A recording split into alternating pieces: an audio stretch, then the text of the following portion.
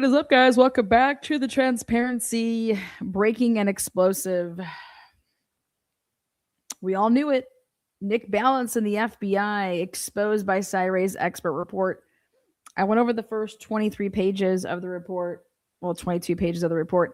At the end of my Tyler Robinson preliminary hearing coverage this morning. So I will clip that last portion of it. I think it's like 45 minutes where I talk about this. And so to save my voice, I'm going to start here on chapter on page 23. But I will cut that and I'll make it to have its own place in history. But yeah, guys, welcome back. I mean, the government is just getting blown left and right. Oh my gosh. So welcome back. If you're going to catch us on the repeat, thanks for watching on replay. Use the comment section of the video to let me know your thoughts throughout it. You can hit that little battery looking button. You can hit that little timestamp and then just write whatever you want. That way I know what the hell you're talking about. But if you're watching right now, you have the option to live chat with other people. You could talk about the weather. You could talk about what we're talking about. Just be kind and chat love. And Hector the projector right here. Hector is going to make it pop. What's up, Sarah? Girl, what you doing? Good to see you in here. So last night I went totally ape shit on Bethany and Dylan. I don't know. I try to give them as much grace as possible, but I teeter every other day like grace or worst friends of the year award. So, but this is a happy hour. No, I didn't. No, it'll be fine. Hold on one second.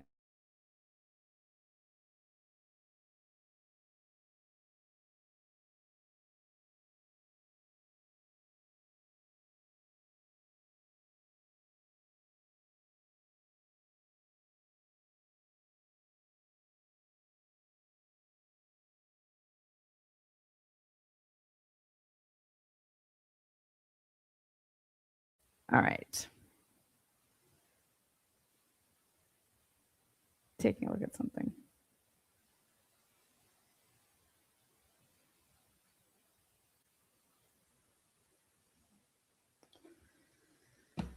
Okay. We're back.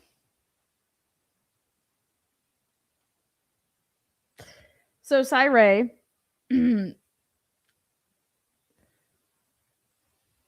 how many total pages? I think 51 total pages.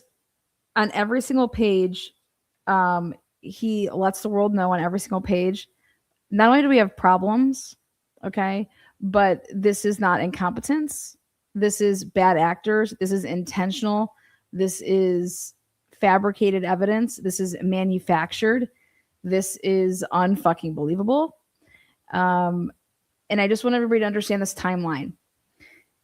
Cyray did his report in January of 2025. So this report was handed over and in the possession of the prosecution way before he wrote his affidavit, okay? Now, and why this matters is because let's talk about the fact that, okay, once you read this report and it lays, everything out, to the point that it tells you, hey, what the state did in this case, they didn't even do their own investigation in this case.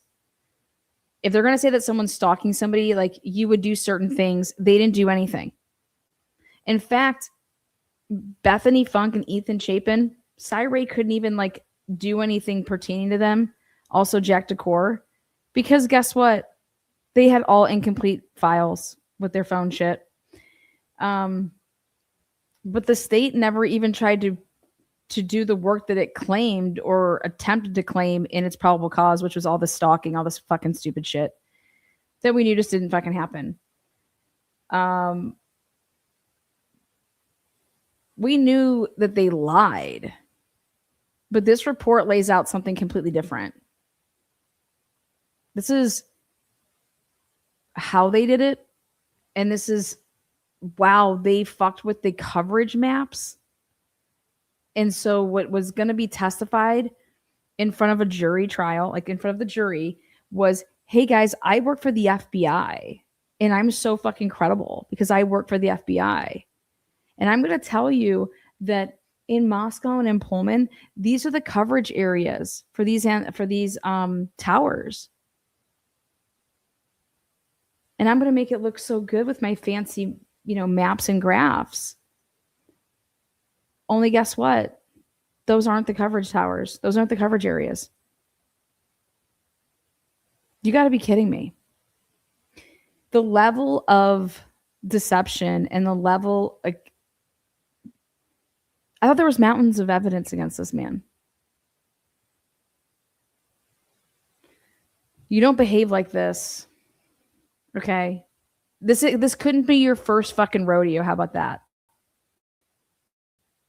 With all eyes watching, the world watching, and you think that you're going to do something like this for the first time? You guys, this wasn't the first time. And it's not going to be the last time.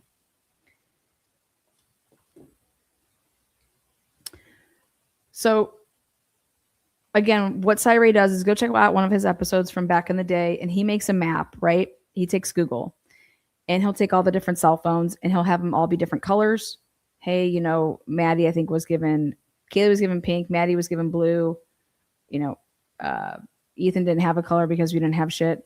Bethany didn't have one. Dylan had a color, but we couldn't know about it because it was, that was redacted. But he overlays everybody's movements, and I shouldn't say everybody's movements, but their cell phones, their movements with the cell phones.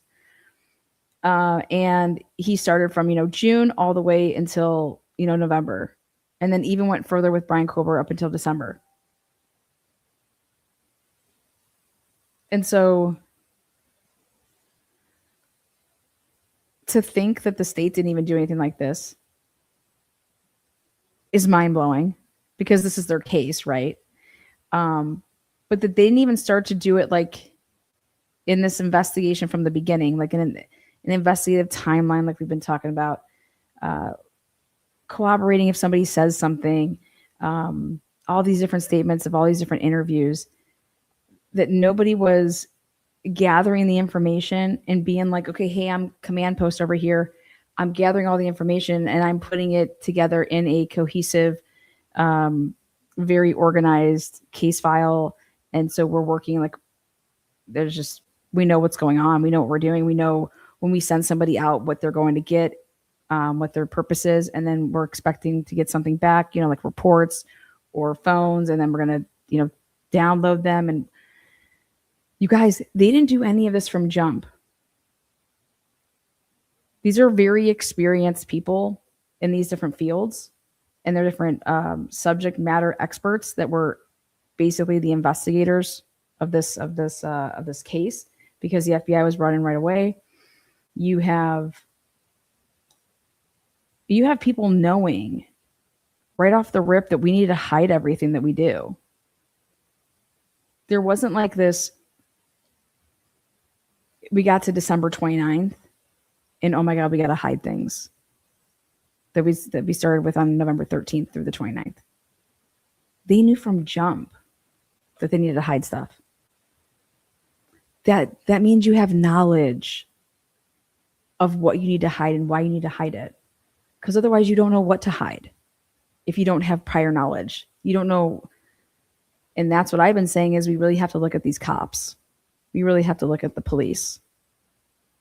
Okay. And because what you will start to see is that when people cover for people, everyone keeps saying like, why would anybody cover for like, a Dylan or a Bethany or a, the frats or whatever? Like, fuck that.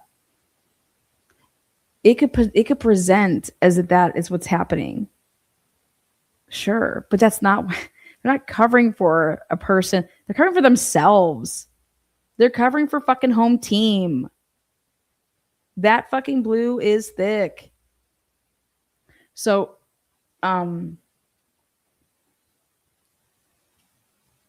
Everybody knew though. And everybody, in my opinion, in this case is a bad actor. Why? Because you either did something that you acted and it was bad, or you came across something. And once you came across it, you knew that this isn't right, right? And then so what'd you do? You have an option. Did I do something about it or did I do nothing about it? And so by doing nothing, you're a bad actor. And that would include the WSU University. That would include Idaho University. That includes Moscow, WSU, both sheriff's departments in both towns, the FBI. I mean, you name whoever fucking touched this case.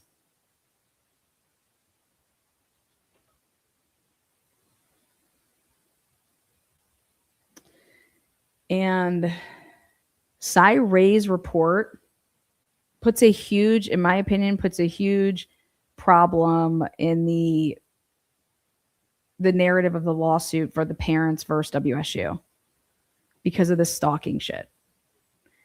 Cy Ray's report single-handedly destroys that, and then you mix in Tom Slavinsky's report, single-handedly destroys that. So, again,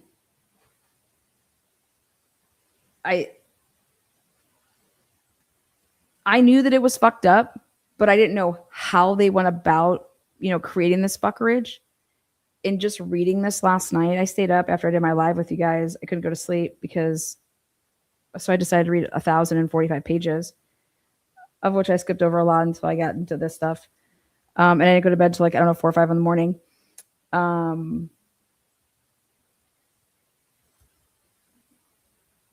I know that I'm an intelligent person, but it does not take intelligence to bear witness of what has happened from November 13th of 2022 to present day. And if you've been following this case and what we're about to read here, this is a second grader could understand it. This is right versus wrong. This is bad versus evil. Maybe it is bad versus evil. Is it even good versus evil? This is fucking crazy. This was on the biggest stage, just like the Charlie Kirk assassination is on the biggest stage. And the shit that's going on. And so I just think it's wild for all the, I can't believe that there wasn't a big podcaster that couldn't get behind the Idaho 4 case. Okay. Because there's way more blatant corruption in the Idaho 4 case than there is in Karen Reed's case, and than there is in Tyler Robinson's case. Not saying that those cases don't have it, but it's just so much more. And it all starts with the probable cause 19 pages that can literally, there's nothing true about it. It's all lies. It's literally all lies. But how did they go about it? And then I want everybody to understand that Cy Ray, when he testified in May of 2024, that was his, because he works with a lot of these people, or at least works with people that work with them. There's relationships. And you try to give people the benefit of the doubt, right? Because you don't want to think they're fucking human shitbags. But he gave them the opportunity right then and there. It was like when Cy testified, every single person knew that Cy knew everything that they did. And so you had an opportunity right then and there in May of 2024 to correct the issue. And Cy talks about the fact that they doubled down. And guess what double down would require? There was double downing from the experts themselves, obviously the FBI, then the local people, the state people, but then from the prosecutors, and then the biggest person, the judge. Because for you to think that you're going to get away with this, or to even put yourself in a situation that you want to get fucking mixed up into this, why would Ashley Jennings subject herself to any of this? She's younger, right? She has a career. She's a family. And I'm going to go fucking fuck around. Well, think about why. because there was knowledge when it all happened. That's why Ashley Jennings wrote the motion that she wrote to do the whole timing advance. And so I remember when I asked a couple of days ago, and I said something that I would ask Cy is I would say, hey, don't you think that there would have been, you don't think there was collusion against you? Because you think that Ashley Jennings would ever write something like that in a motion, subjecting herself, knowing that the judge then, I mean, you're not going to do that, in my opinion, unless you know that you're going to be backed. And so now if we put it all on a timeline, Cy Ray wrote this. It was provided to the state. And then the state knew that they had to make a move. And they did. And then it was backed by a fucking judge. And so it's fucking crazy.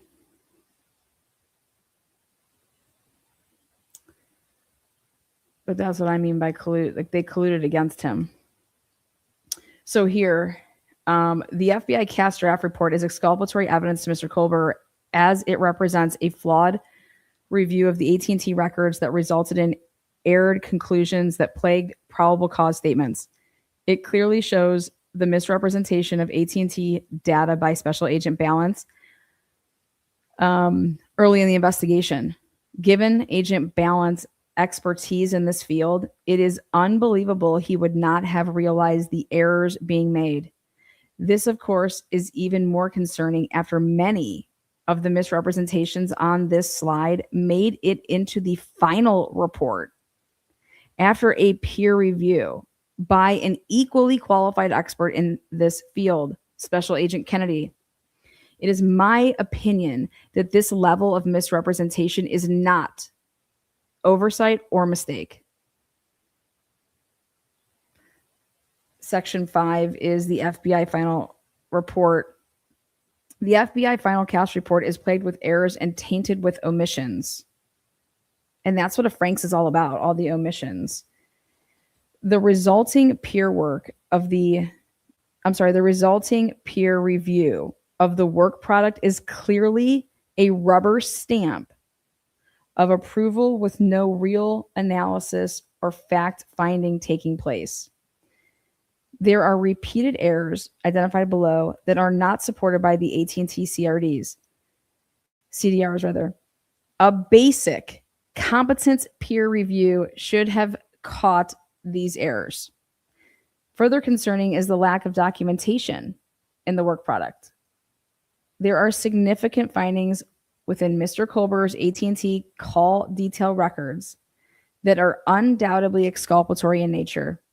Despite this, there are no attempts to identify the exculpatory value of the records.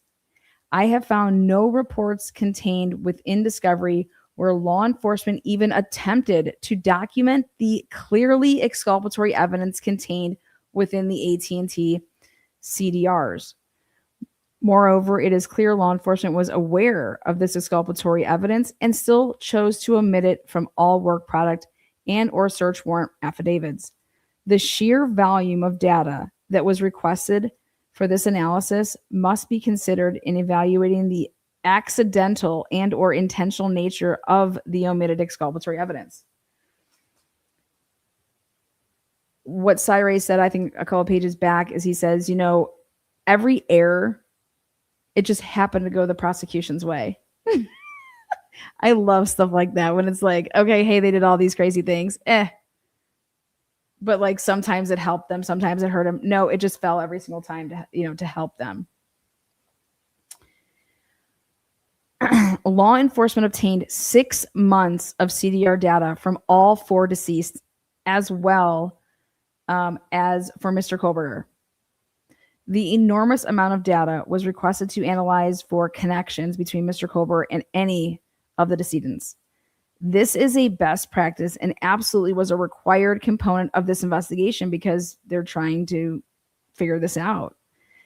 But guys, this part of it would have been to whoever it's going to be with, However, documenting the analysis process as well as the findings of the analysis, is also a best practice and a required component of this investigation. The FBI final cast report falls well short of this requirement. Not only does it completely omit the lack of connections found, but there is also a concerning attempt to elicit connections that simply are not supported by the data. And I'm like, shut the fuck up. I mean, we knew it was coming, but the analysis performed to derive such results are outside of any normal or standard analysis technique or discipline.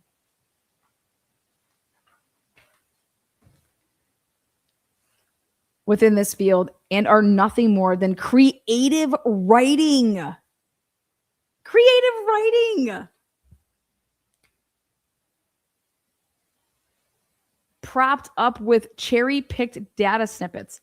This unorthodox manner of analysis may not have been recognized without an experienced, well-trained subject matter expert meticulously analyzing the cast work product. Such an analysis requires hundreds of hours to unwind the intentional manipulation of data seen in this work product. You guys, this is intentional manipulation.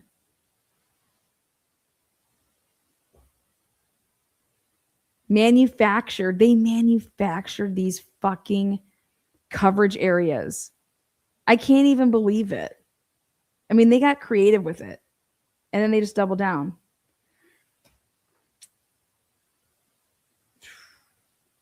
To document my peer review of the FBI cast final report, I will detail issues found by this specific slide. The issues are present on. Any slide that is not mentioned is the result of no issues being found on the slide. Pretty forth, Slide 2. So slide 1 makes it through. Slide 2 here. Section 1 is background.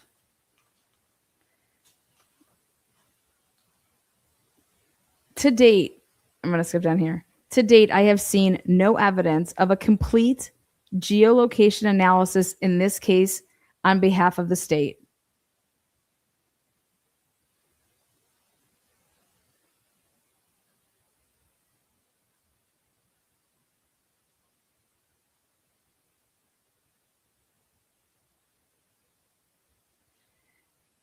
The reason I want to move up from those phone numbers, those numbers that were listed there were supposed to be analysis from those numbers. And guess what? There is none. There have been no files turned over showing the complete mapping of available data. In the reports that have been turned over, there is data available for analysis that is not mentioned. This report is void of nearly 94% of the available data in the time periods referenced. To be clear, this report is not the result of an analysis, but rather a manipulation of raw data to create a false timeline of events.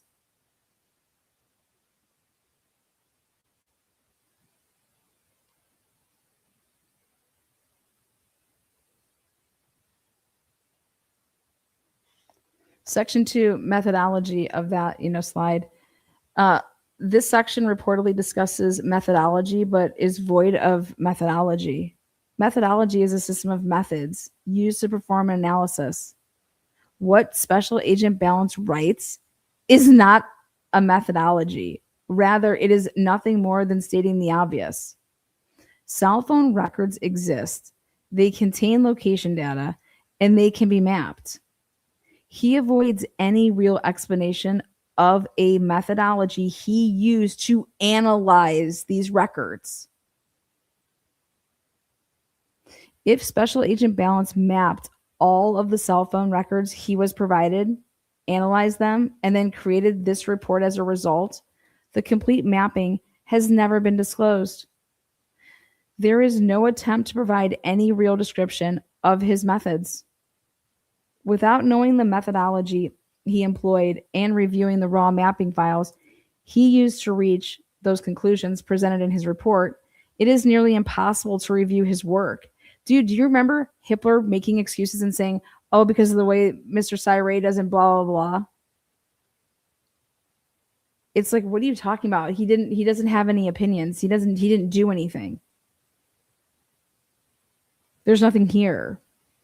Section 3 is the conclusions. Special Agent Ballance states a historical analysis was performed on the call detail records for the target phones. Yet to date, I have not received any documentation of work product that would be required to perform such analysis. For example, I have included all my raw data and mapped data with this report. I have worked well over 500 of these cases on behalf of the prosecution. I am unable to think of a single case where the mapped data was not provided as part of my report. I have instructed law enforcement on methodologies used to perform an analysis of this nature for over 15 years, teaching tens of thousands of investigators all over the world. The need to provide an account of your process and working files have been part of that instruction. It is a well-known and accepted best practice. This is more than an oversight or slight inconvenience. This is an intentional attempt to conceal the flawed methodologies that resulted in the flawed conclusions found in this report. Slide 6. On slide 6 is the following statement, quote unquote, maps are shown utilizing a Google-based mapping program, end quote. I about fell over. Ready for this? He said this statement is false. But why? FBI cast, so do you remember when Mowery was on the stand? And even Payne, and they're talking about in the probable cause, where'd you get that map from? Where'd you get that map from? He wants to know about these fucking maps that they just created. But this is why. FBI cast utilized the Cast Viz and Gladiator mapping programs to create work product. Neither is affiliated with Google in any way. They do not utilize a Google-based mapping program. Both are proprietary and not available to the general public. The maps used in Special Agent Balance's report is actually a mapping software called Maptler from OpenStreetMap. This is a company completely unrelated to Google. Look at this. Maps are shown utilizing a Google-based mapping program. This statement is false. That is his statement that he makes in slide 6, that his maps are shown utilizing a Google-based mapping program. And Sai's like, what the fuck are you talking about? He's like, first of all, your maps are from OpenStreetMap. It is unclear why Special Agent Ballance chose to qualify his mapping as a Google-based mapping program. Why did you even say that? Slide 7. This is a data conversion that Special Agent Ballance performed in his work product that he does not address. This is further complicated by statements made on slide 7, quote unquote, information in call information box is dependent upon information cellular carrier provides. Special Agent Ballance does some cross-referencing using two different data sets to convert the original cell site or cell sector data. To review this process, the AT&T cell tower list for the referenced area is required. Remember when they asked Mowery about what did you use, what tower, like where'd you get this list from? The AT&T tower list data set has been at issue in multiple discovery requests. There has been previous testimony elicited by the state in this case that AT&T cell tower lists were not used in mapping. To be clear, to map these records in the fashion Special Agent Nick Ballance did in this report, the AT&T tower list is an absolute requirement. The original AT&T CDRs will not have the cell site/cell sector information that Special Agent Nick Ballance references throughout his report. For example, I'm like, are you fucking kidding me? For example, AT&T CDRs will show a connection, the cell sector that would look like this. This being the sector information and this being the cell site information. Special Agent Ballance then uses the AT&T tower list to cross-reference the sector information to a sector ID of 15. He then combines the cell site information with the sector ID of 15 to create the cell site, cell sector identified of whatever this is right here. Special Agent Balance's work here cannot be verified with only the AT&T CDRs.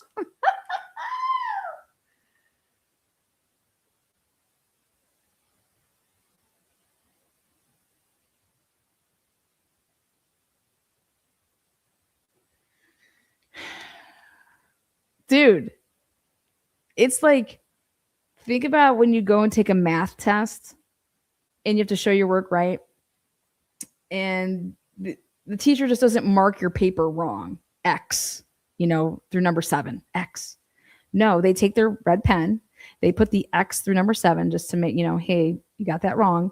And then they take their red pen and then they go on the side of it and then they start like crossing stuff out and then writing a different number and then doing this and showing you everything that you got wrong, right? Cy fucking did 4th grade on their asses and broke it down for literally a 3rd grader to understand. That, listen, what you just did right here requires you to have the AT&T towers, okay? The towers that you've said you don't have.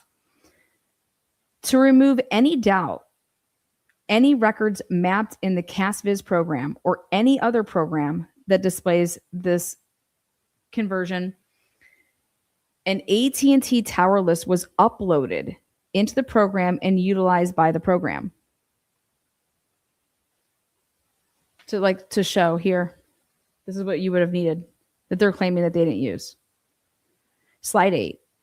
This slide is an expansion slide as it refers to driving tests. There are multiple false claims on the slide.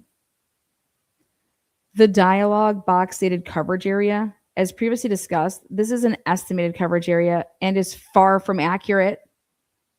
Another dialog box, those little boxes that he had on his stupid little fucking thing. When mapping the results of driving test data for one specific tower, the total coverage area for the tower/sector is represented by the colored area on this map. And this is when I was saying, guys, I was like, I cannot believe what they did with this shit.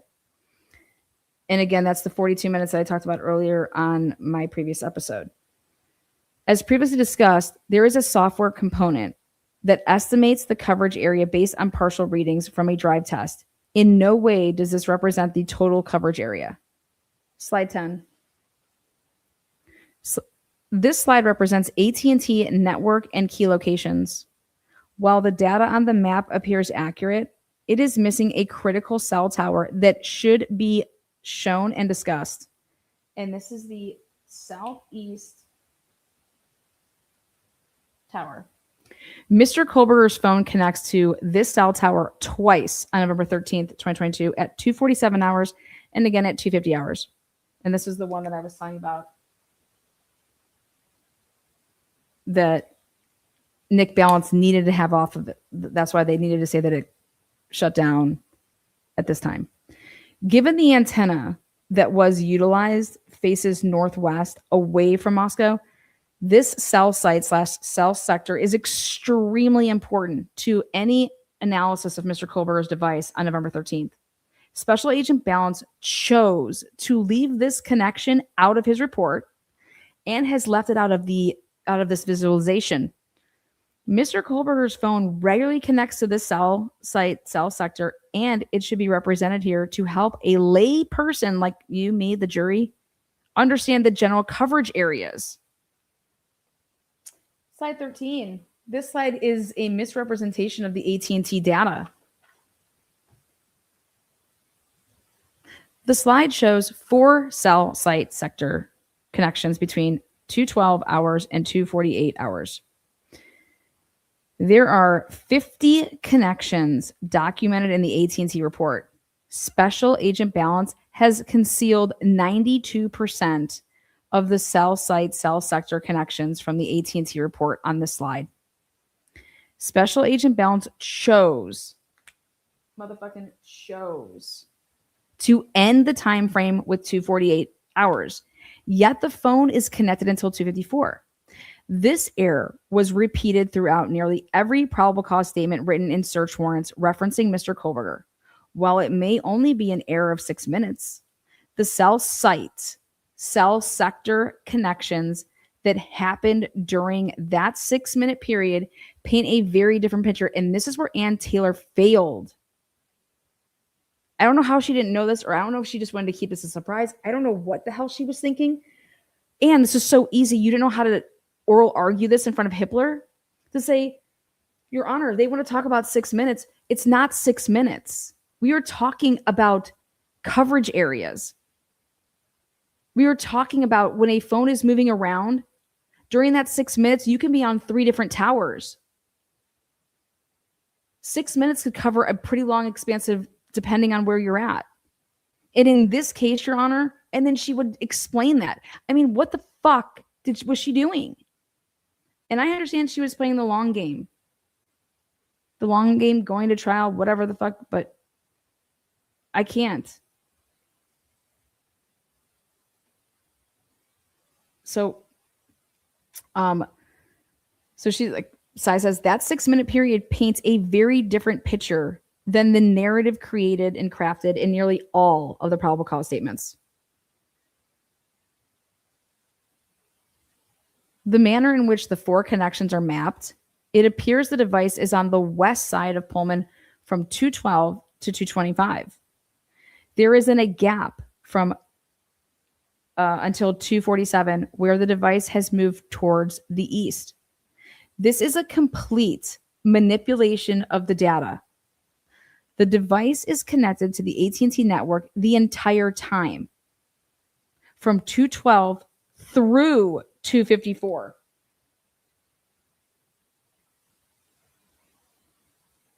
Fucking huge. Every second of time during this period can be accounted for, and a connection to the AT&T network can be mapped for that time.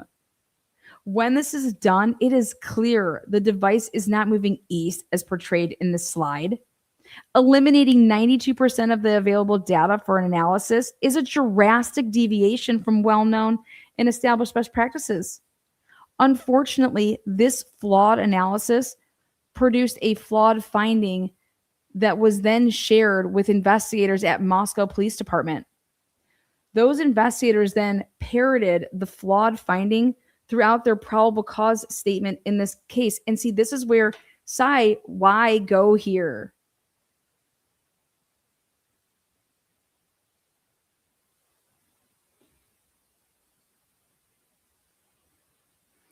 Those investigators then parroted the flawed finding throughout their probable cause statement in this case. This will be covered further in Section 7. That sentence right there, it would give pause to Hippler to then say that Agent Payne, but Officer Payne didn't know that. Officer Payne didn't know that, right? We have no idea what the fuck Officer Payne knew or didn't know. And I wouldn't give them this out. I just wouldn't give them this out. They all did it together. They said it was a group activity. Keep it that way. Because that's what they said on, I would not give them this out. Special Agent Ballance has displayed other cell sites on this map that are in the area but did not connect to the device. These are represented by blue dots on the map. When Mr. Kohlberger's mobile phone is powered off at 254, the device is using a cell sector located just north of Mr. Kohlberger's residence. Cell site, boom. This cell site is the number 1 cell site utilized by Mr. Kohlberger's device in these records. It's the number 1. You know what that would mean? That's his home. It is the cell site that provides service to Mr. Kohlberger's residence. Despite this, and Agent Ballance would have known this, despite this, Special Agent Ballance has presented a work product here that does not show the cell site. The motherfucker took out the number 1 cell tower that Mr. Kohlberger's phone is on. from June until December. Excuse me? That's crazy.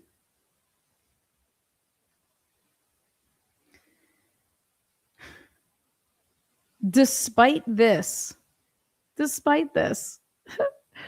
this cell site is extremely relevant to any analysis of these records, and even more so of any analysis of this specific time period. Special Agent Ballance peer review, Special Agent Kennedy's peer review should have identified this error. Like, it's just so fucking easy. Like, a fourth grader would know that.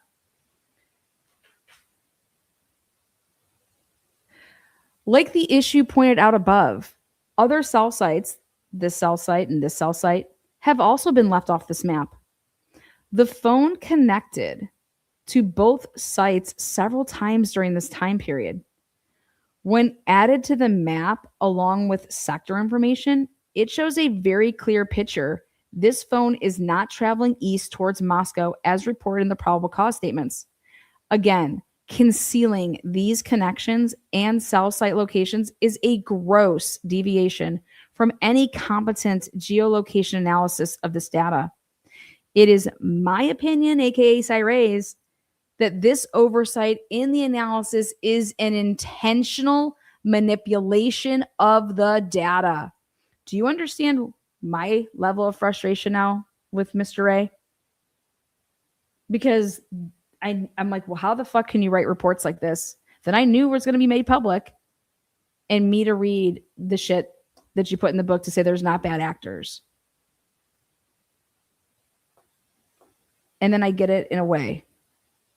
First of all, I think it's the biggest troll ever, because anybody that reads it is reading through it then. Because once you read this, I mean, how do you not ask Cyray, was this just like the biggest troll ever? You want to be able to produce a textbook, and you knew that you couldn't produce one if you were like, explain it.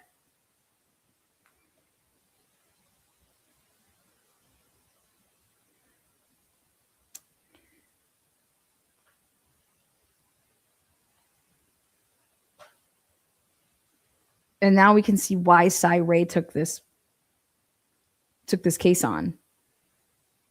I mean, you got people that are going in and saying that a coverage area is less than 3 miles of what it truly is. You have people knowing that you can manipulate a drive test by speeding really fast, and it'll like skip a bunch of shit and it'll fuck it all up.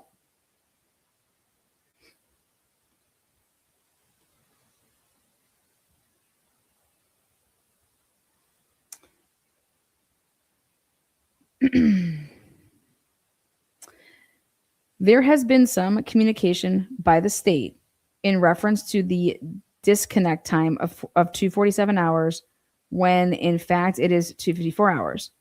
These communications asserted something to the effect of the time was reported to be around 247, which could also include 254.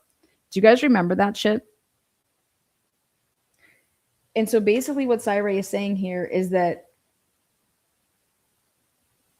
to physically see email correspondence, or to hear the state oral argue in certain motions about X, Y, and Z, and this be one of them, and you're going to sit here and try to say that 247, well, we said around 247, so 254, okay. Yeah, it's just not. It's more than Nick Ballance. It's Kennedy. Kennedy knew all of this shit. I'm lost, guys. So Cy, is he being honest or full of shit? He's being honest about this.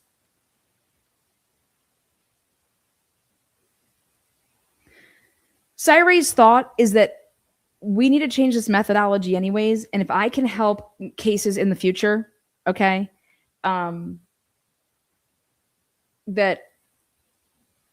if we can do this and we do things this way, that because bad actors, because my take is that bad actors are going to be bad actors, and that's the human element of it, And so why don't we look for a way to like really change something there. And I'm telling you, getting a public defender on the case as quickly as you get a prosecutor on the case, that's what would change it. But this is his report, and he's no doubt stands by this report. And this is, an intentional manipulation of the data. So then you can ask him the hardball question, which is, and I would recommend it, is to say, how do you write a book then and say that there's no bad actors? And then when you see this type of manipulation, when you see this type of work product, when you see this type of moral compass of a human, and then you look all around the fucking shit, you're just not thinking like, okay, yeah, maybe there's more to this than just, oh, we really kind of fucked up in the beginning and we know that he's the right guy and we got to keep him. So we just have to continue on this lie. Otherwise we're going to let a killer go. You know? Because right after all of this would happen, there's no credibility in Nick Ballance. And then what I would be doing if I was Ann Taylor is I would be showing how heavy Nick Ballance was actually a part of all of this. And even like all the extensions of like that the prosecution knew this was all fucked. These MPD officers knew this was all fucked. They weren't writing reports. I am not just saying in singling out Nick Ballance here in Kennedy. And I'm not singling out just the FBI. Trust me. These fuckers all knew, because this isn't the only part of the investigation that's fucked. And whether you acted on it or you didn't, you still look the other way if you saw this shit, because you knew. Because this is so, it's like the Drake case. It's just so fucking bad. So anyways, this is impossible given the magnitude of this investigation and the importance of the data at this time. So Syray is saying you could not say that, oh, around 247, which could also be 254. And he's saying this is impossible given the magnitude of this investigation and the importance of the data at this time and the connection of all these cars that you want to say is, Brian. Special Agent Ballance eliminated nearly 100 slides from his draft report to his final report, and this is one of the few that remained. It did because of its importance in this investigation. This is not only a misreporting of time when the phone disconnected from the network, but a concealment of critical connections the mobile device makes between 247 and 254. And that's what I was saying earlier. And this is what Ann Taylor left the fuck out in her argument. When it's like, when Ashley Jennings talking about, 6 minutes, blah, blah. And you had this. Did you not read your fucking, this is all you have to say in your oral argument to say, take your 6 minutes and you think it's shit? Well, let me show you how it's not shit. You're over here saying the murder happened in 7. But let me just show you why this is not shit. And 6 minutes is very, very important because it's not about the minutes. It's about the locations of where you could potentially be and what the device is actually doing. Not what they think it's doing, because they knew at the time. They knew at the time what it was actually doing.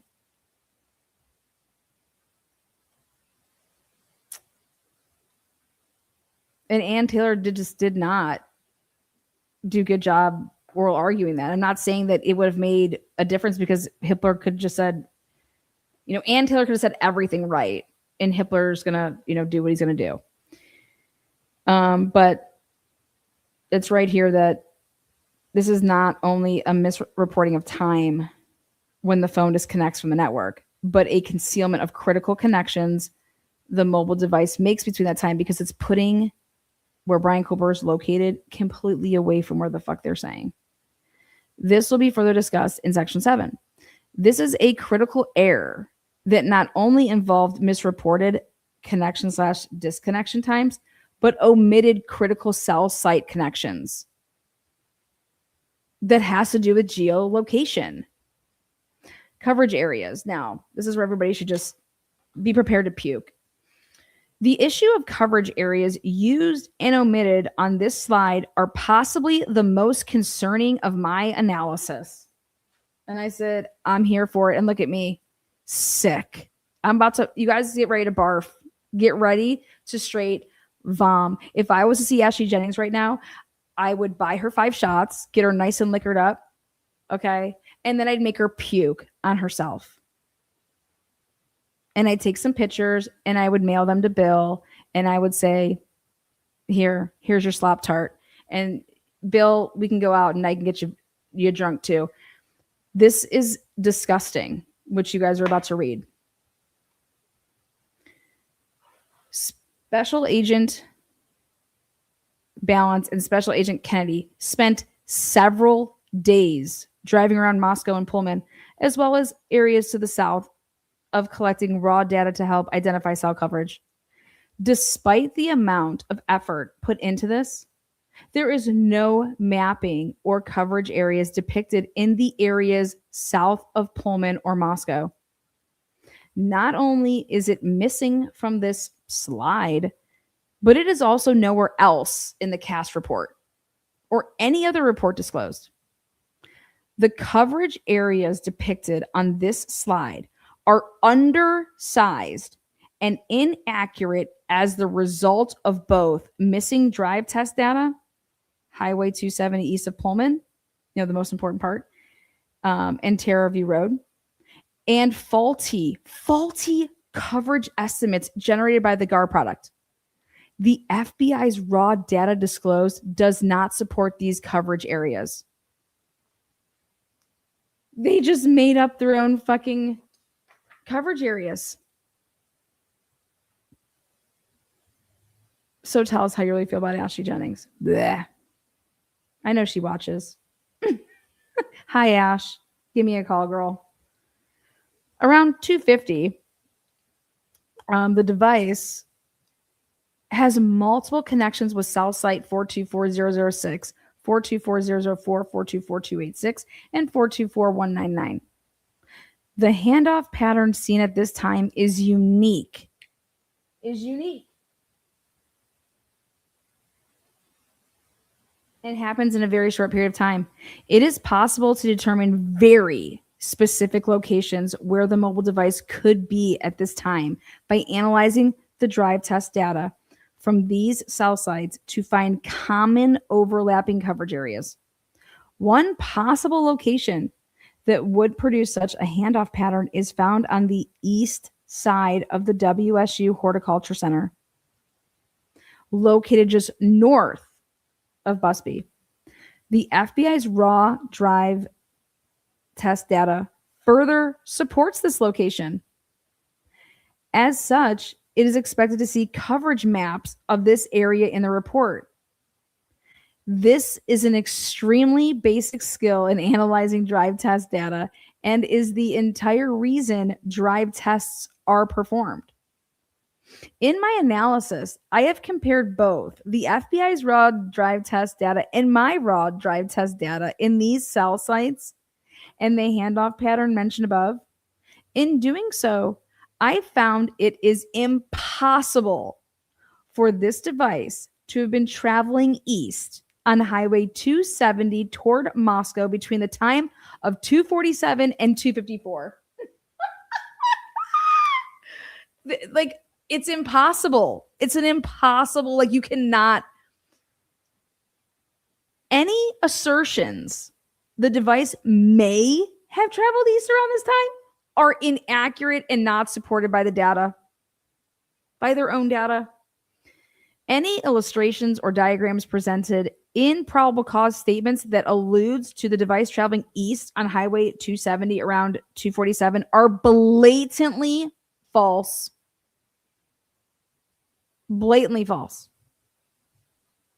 It is important to note, I did not reach my conclusions from an independent analysis using my data, but rather, and he needed to do this, this is really important, and this is why they were fucked.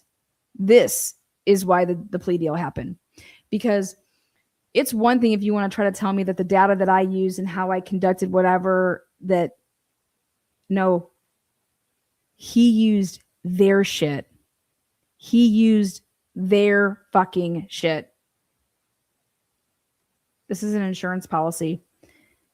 But rather using the state's evidence of the AT&T records and the FBI's own drive test results. I took their shit. This is not a battle of varying expert opinion, but rather the discovery of omitted evidence that is extremely exculpatory to Mr. Kohlberger.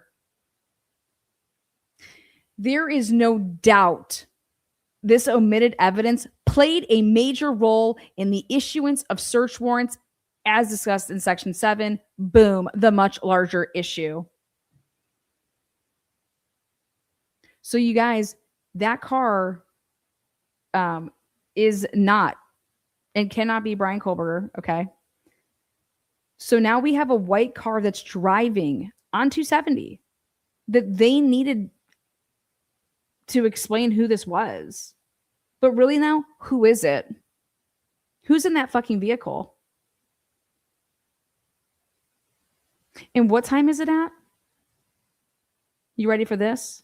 Wait, what time was it at again? Was it 3:02? 3:02.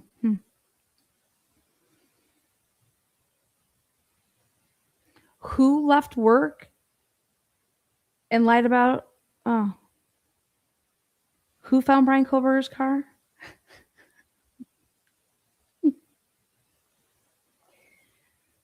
You guys, whose vehicle is that? It's not his.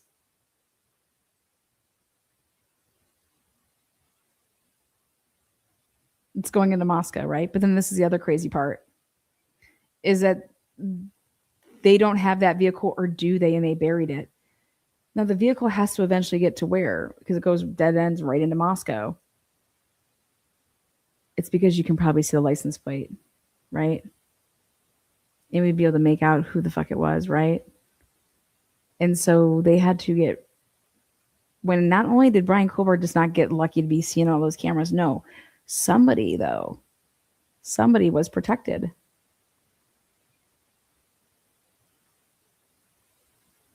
And this is about knowing when and how that you need to bury that.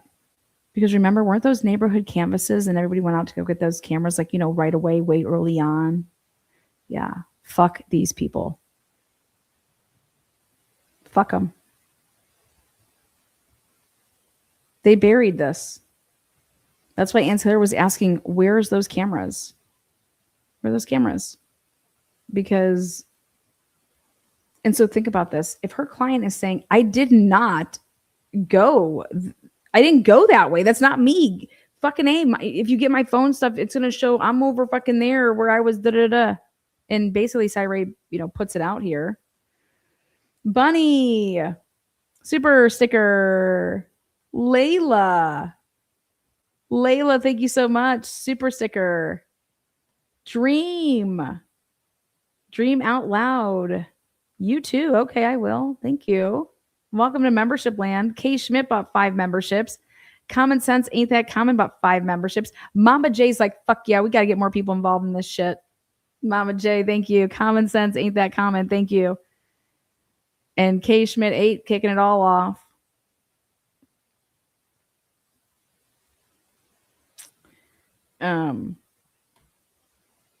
So I'm just curious whose vehicle that is. Whose vehicle is that? And how did they know to bury it? That tells me that they knew that it wasn't Brian's car, you guys. Capiche? They knew that it wasn't his car. These people are insane. Okay. And so this is when the FBI, hey, make sure you go to this. Like where's, just like Molly over there at, what do you call it? Where's Molly arriving each time to her stupid little, Jack in the Box? You guys find out that a delivery happened from there. You're not going to have everything scouring all over Jack. Come on.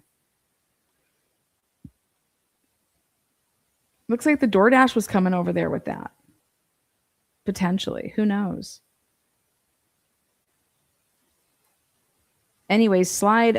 So there is no doubt this omitted evidence played a major role in this issuance of search warrants as discussed in Section 7. Now, moreover, All of this highlights the importance of seeing Special Agent Balance's work. Now, moving on to slide 14. Special Agent Balance confirms the early error made in reporting this disconnection time of 247 hours. This is a change from his draft report where he reported the disconnect time, of 247. So this slide reveals that it actually disconnected at 2:54 and 45 seconds. But however, slide 15, again, there is a significant missing data from the slide. This slide reveals 3 connections for this time period when there are actually 28 reported connections. Excuse me? 28. So everybody wanted to talk about 448. So here you go. There's actually 28 connections. The slide reveals 3.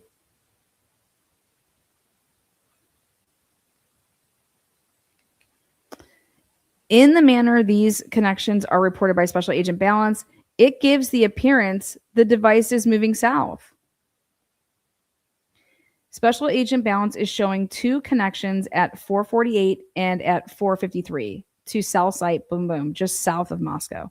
What Special Agent Balance omitted from this report are the connections to cell sites located much further to the south at the same time. What?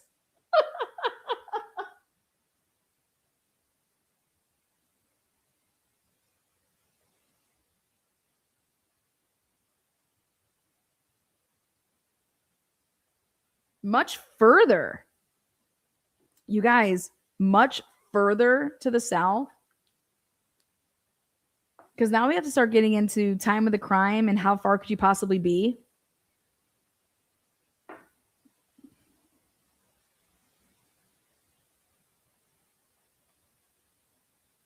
When all of the available data is mapped, the phone is most likely stationary. Oh my God, stationary. He's saying when you do all this shit between 448 and 453, the phone, this is Cyray's expert opinion. So between this 448 and 453, just south of Moscow, what Special Agent Balance omitted from this report are the connections to cell site locations much further to the south at the same time. It's kind of like in the Delphi case when the phone popped on, off to on. It reported itself that it was like at Walmart for like a hot second, and then it narrowed into being like by the bridge. But if you go back and look at the Delphi ship, the phone is most likely stationary at this time about 9.8 miles south of Moscow. What? When the device does move, it is moving to the west, not south. Excuse me?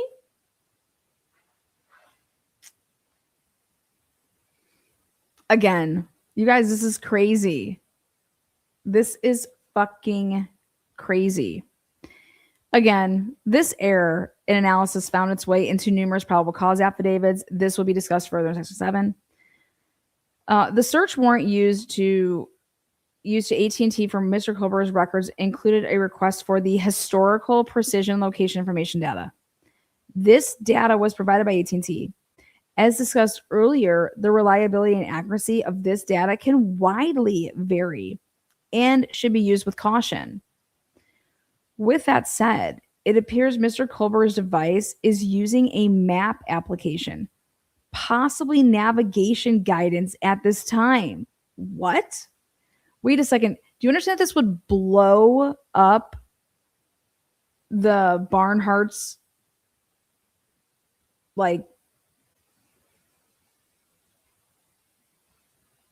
statements about Brian and not wanting to be Wi-Fi, and then you would GPS go, you know what I mean? But hey, so it's saying that as discussed earlier, blah, blah, with that said, appears the device using a map application, possibly navigation guidance at this time. As such, the historical precision location information is extremely accurate during this time period. So, like, when you're using something like that, that's when it becomes extremely accurate.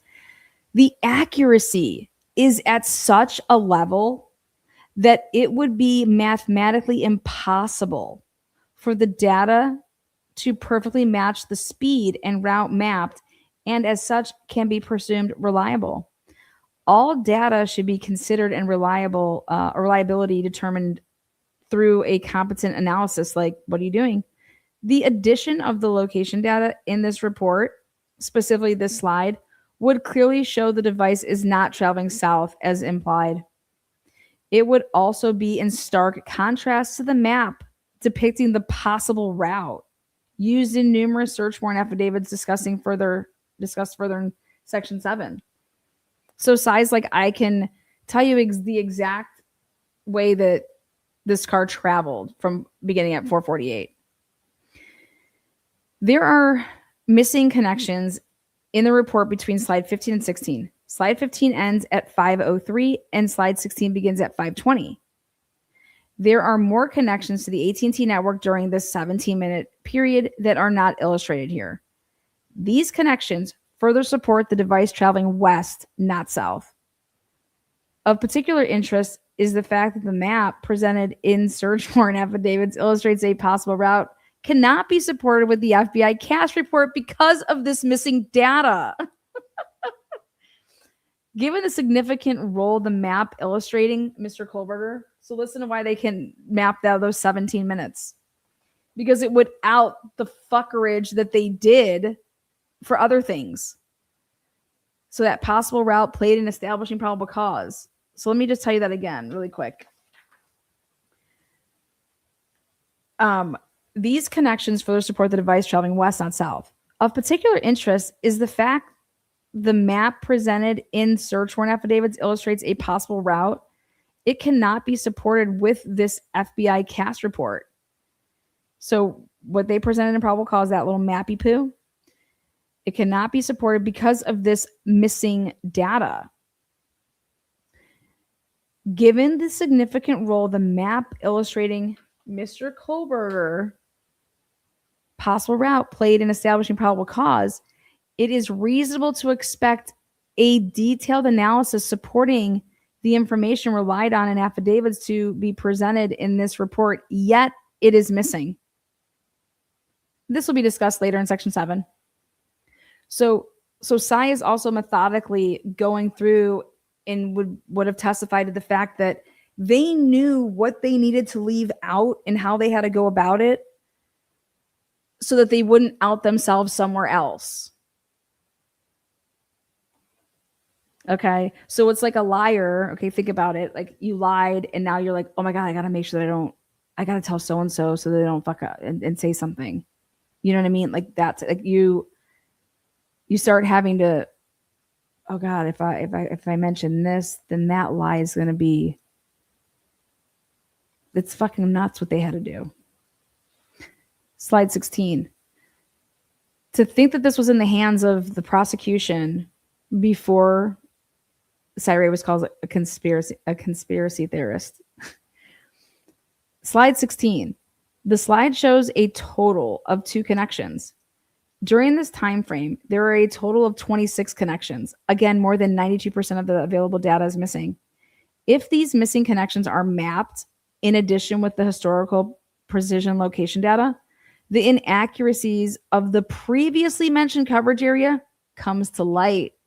That's why. So he's explaining there's a reason that this isn't mapped, because it outs the other fucking lies. So they knew what they could and could not do. This is so methodical. This is, you guys, this is a concerted effort.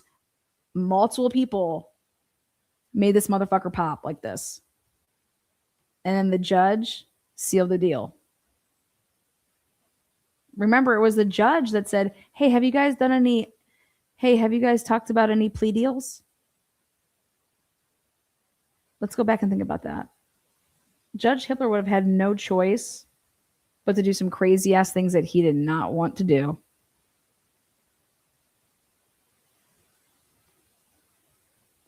who knew about this. This was given to the prosecution because this was a report. They had this report before Cy Ray ever wrote his affidavit, before Ashley Jennings wrote her. That's why I said I believe that they wanted to try to flush out Cy Ray before the trial came. And that's why Ashley Jennings wrote that motion, because it would bring out all of this. And so that's when you want to talk about playing checkers and chess.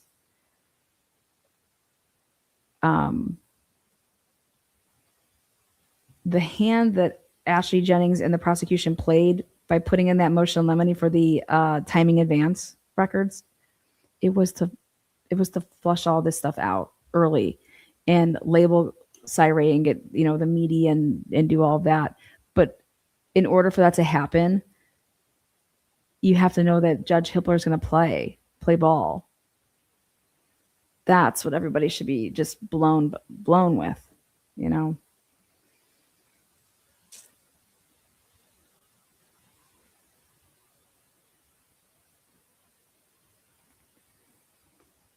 Okay, so given the accuracy of the historical precision location information seen at the time, it is possible to determine Mr. Kober's exact route from the Johnson area traveling north to Pullman during this time period.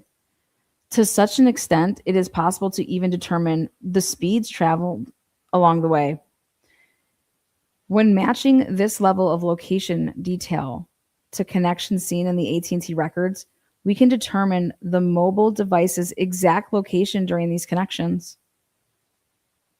In the event of competent investigator reviews the AT&T network connections, the historical precision location information, and the raw FBI drive test data all together in a holistic manner, the inaccuracies of the FBI's purported coverage maps is clear. The raw data is in clear contrast with this report. This could be one reason the coverage maps for these critical cell sites were omitted from the report. Again, just knowing that they can't do certain things because it will out the past. Slide 17. Of notable concern is the lack of coverage area depicted in the slide. In slide 13, a coverage area for this cell site and sector was provided. However, it has been omitted here. The connection to the cell site sector is relatively short, only lasting 52 seconds. When analyzing the other connections before and after the connection and the historical precision location information, it is fairly simple to determine the location of the device. Around this time, 5:39 hours, the device is in the immediate area of Mr. Kober's residence. Most notable is the device's connections to cell site around 5:30. These omnidirectional cell sites are on the campus of Washington State University and have small coverage areas. The activity seen at this time is consistent with Mr. Kober returning to his residence. Mr. Kober's residence is well outside of the coverage area depicted for this cell site sector in slide 13. When the omitted data is added to this work product, the errors of the analysis are clear. It should be noted the omitted data is data collected and used by Special Agent Nick Ballance to create this report and deliberately omitted, not data that was unavailable to him or created by another expert performing an analysis. Special Agent, I don't know if it's Ballance or Kennedy here, chose what data to use and omit. Slide 18. Special Agent Ballance has opted to include a coverage area in this slide, but at the same time chose to omit the coverage area seen in slide 13 for Tower 424005. The reason is obvious. It would show the inaccuracy of the coverage areas created by the GAR product, as the phone is not located in the overlapping areas during this time frame. And why does this matter again? Because of the probable cause they were determining and saying that Brian Kohlberger, they changed the coverage area. And so the coverage areas that they tried to say happened with the probable cause in the draft in the cast draft report, that's the draft. They fucking just made all that shit up. These people are sick. These people are fucking sick. I would have caught this shit. Detailed people though.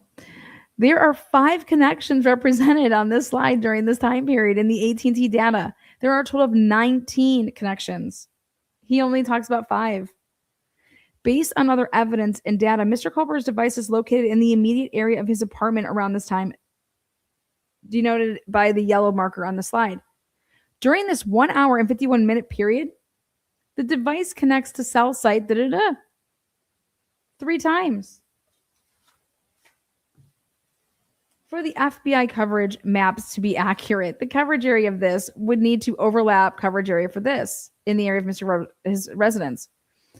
An analysis of the raw drive test data collected by the FBI does not reveal that this does cover the Kohlberger residence. Like, how the fuck can you possibly fuck that up? For some unknown reason, the GAR product did not represent this coverage when the raw data was converted into the mapped coverage shapes. They just made up these random mapped coverage shapes. This is further evidence of the inaccuracies of the coverage maps presented in the cast report. I just can't believe this. It is my opinion a false timeline of events was created early in the investigation. The omitted data in this report is intentional to attempt to conceal the various errors made in the early investigation. Oh my God. And he's showing how and why certain things couldn't be in here. And it all lines up, and it's just like, it's right in front of your faces. And so here it was, and they had to handle this. And that's why Sai says in his book, you never know who could use someone like me. And by going out and trying to label us conspiracy theory, like, blah, blah, blah, you're fucking up someone's freedom.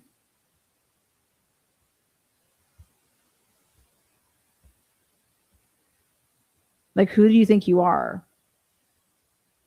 Hitler. It's disgusting. Of particular interest with this slide, 19, is the reported travel of Mr. Kohlberger's mobile device to Moscow roughly 5 hours after the crimes were committed. You guys, it didn't go there. Again, there are several missing connections in this slide.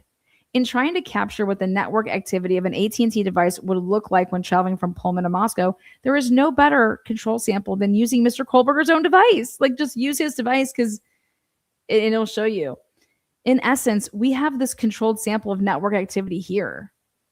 It is a common practice in geolocation analysis to identify activity of this nature to serve as a controlled sample to help provide a better understanding of how the cellular network is functioning at any given time. One can review such controlled samples and then compare them to other times of suspect movements and or similar travel. In this case, we can compare the network activity seen here. Mr. Kohlberger's device is leaving the residence and traveling to Moscow, to the network activity seen earlier in the morning around 2:47.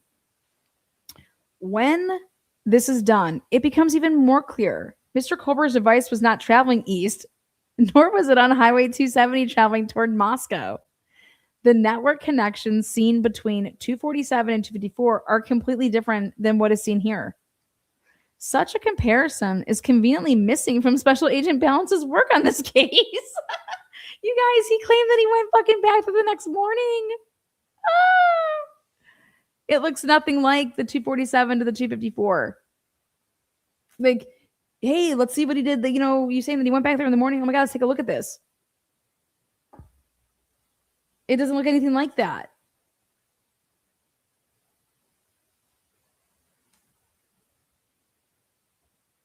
Whoa, how could this be ignored? It's not going to be ignored. This case is not over, you guys. This case is not over. This case is Cyray's report brings into play everybody that ever did a cast. Come on out. Let's go. Anybody that is put away because of cast.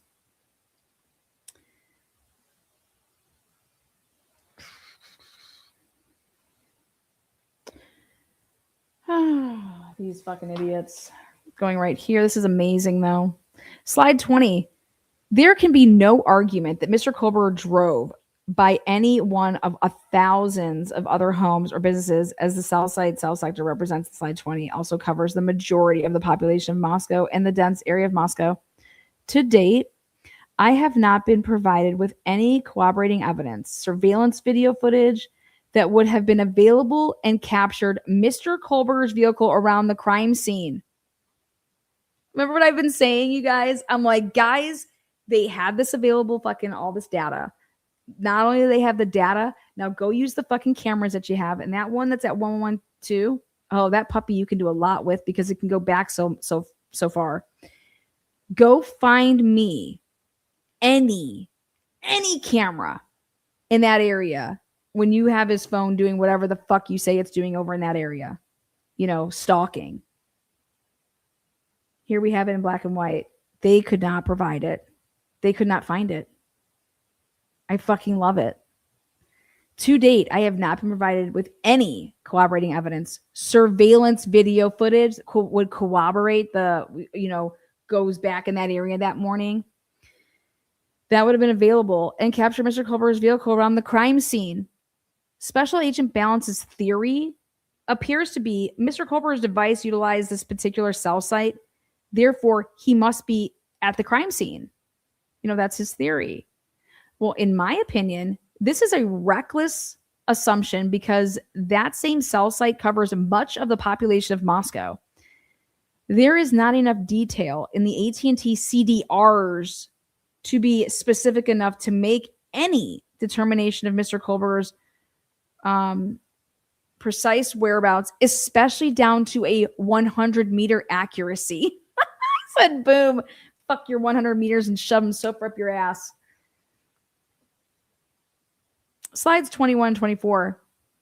Missing significant data. However, the omitted data does not provide any further detail that is helpful to this analysis. Slide 25. This slide appears to be the result of an analysis in which cyber network activity was analyzed to determine periods of time greater than 1 hour and 45 minutes where the device is not seen by the network. So everybody has been saying, oh my God. I mean, he totally did it. He shut his phone off and then he went and committed the murders. Oh, okay. Well, that's if the murders even fucking happened at that time, right? And after you get a nice little sniff of fucking Bethany's farts and fucking Dylan's farts. Yeah, I'm not too sure about that time. Not beyond any fucking reasonable doubt. So let's talk about him shutting off his phone. So they were interested in, hey, when 1 hour and 45 minutes when his device is just not seen by the network. There is no explanation provided of how these conclusions were reached. Well, I do not disagree with these findings. It does not accurately represent Mr. Kohlberger's behavior with powering events. I would simply refer any analysis for this issue to the Celebrate extraction logs. Oh my God, I love it. So now he's like, yeah, let's just go look at the Celebrate extraction. Oh wait, that's the Barnhards, right? All right, well, what do we got? What do we see? Let's just go to the Celebrate extraction log showing all powering events.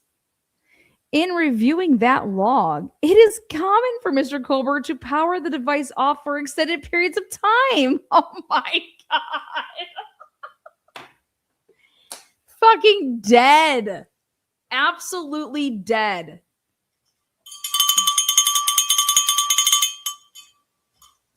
Fucking A, man. It is common. It is just, common. Dylan farts. Bethany farts. Everybody farts. It's just common. Slides 26 and 30. These slides appear to reveal possible dates and times where Mr. Culber's cell sector use is similar to what is seen in the deceased's AT&T records when they are inside the residence crime scene. So think about this. This is why they went back and got more data. And so here, let's just take everybody that has the AT&T, provider. And when Ethan, or not, I'm sorry, when Xana and Maddie are at the house, let's look and see what it looks like with their cells when we know that they're at home. And I'm thinking, how do you fucking know when they're at home? Did you guys get the Wi-Fi so that you know that they're like connected? Like, how do you know they're at home? Wouldn't it just be like the King Road area? Right? Live and raw, girl. So, okay. While the slides are extremely vague and open to much interpretation, it can only be assumed they serve the purpose of showing times when Mr. Culber may have been at or near the crime scene prior to the crimes occurring. It is my opinion that the methodology and representations are extremely flawed. Oh my God. The network activity seen on 11/13/2022 between 4 and noon. Okay. Why are they using 4 and noon? Why not like 2? Everybody was home by 2, right? Isn't that great? Hello, look at this little gifty poo right here. The network activity seen on 11/13/2022 who had AT&T, Xana, Maddie. And we're going to start at 4, from 4 to noon. 4 to noon, not 2. On the blank, that's Mogan's device, and on 11 on Xana's phone device is never seen in Mr. Culber's records consisting of data between, oh my God. Wait a second, what? So, okay. On the night, oh my God, do you know what this means, you guys? Hello. No, they're going to tell us. Okay. So Xana's phone and Maddie's phone.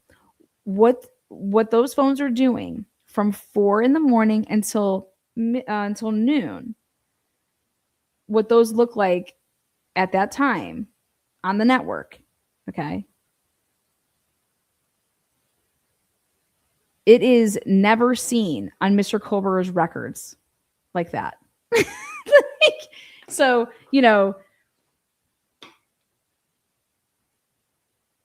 so he's never been at the house?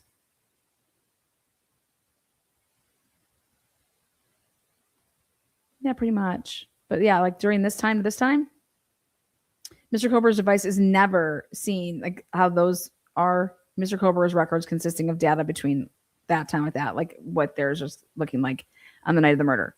Slide 28. So basically Cy Ray answers his little fucking bullshit with one sentence and says, well, the network activity seen. So if you're saying that these people's cell phones were at the house, right?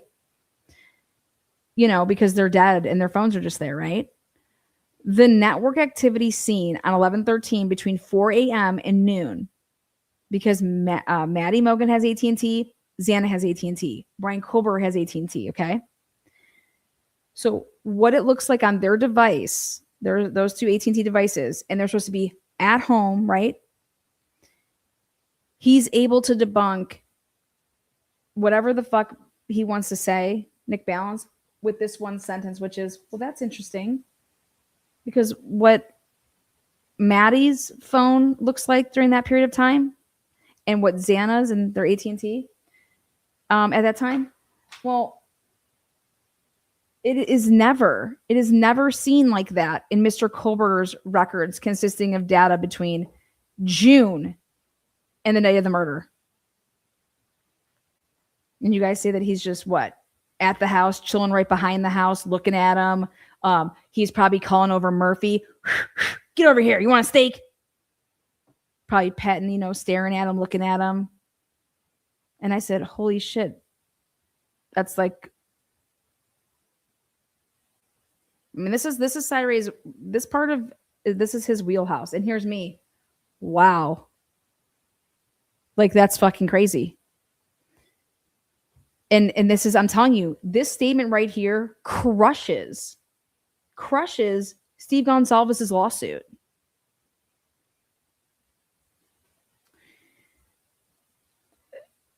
Remember, I said if Brian Kober is the killer, I said anybody and everybody, either in Pullman or in Moscow, there was no connection. It's a serial killer, just whoever the fuck he's going to go in and kill. If you think that it's him, there's no, like, this house wasn't picked like that. Just wasn't like that. Because if you believe that it's Brian Kober, this was a serial killer in the making. Can't have it both ways. And this was a very, like, come on, man. Or do you take a look at the crime scene and is this something else?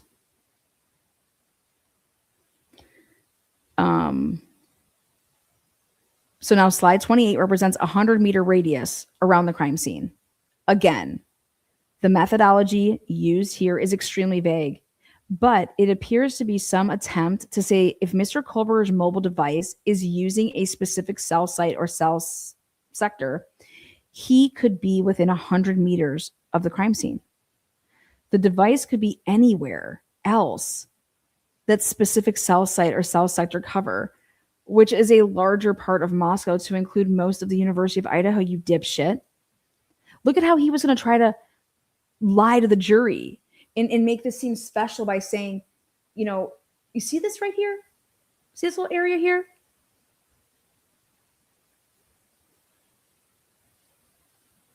Yeah, could it be there? Sure, but where else could it be? Anywhere in this fucking area here. But guess what Cy does? He says, hold my fucking dick and my beer. Ready? He says, hold my dick and my beer. And he says, well, slide 29 lists 13 dates and times that reportedly coincide with Mr. Kober's device connecting to the tower, providing coverage to within, 100 meters between 10 p.m. and 4 a.m.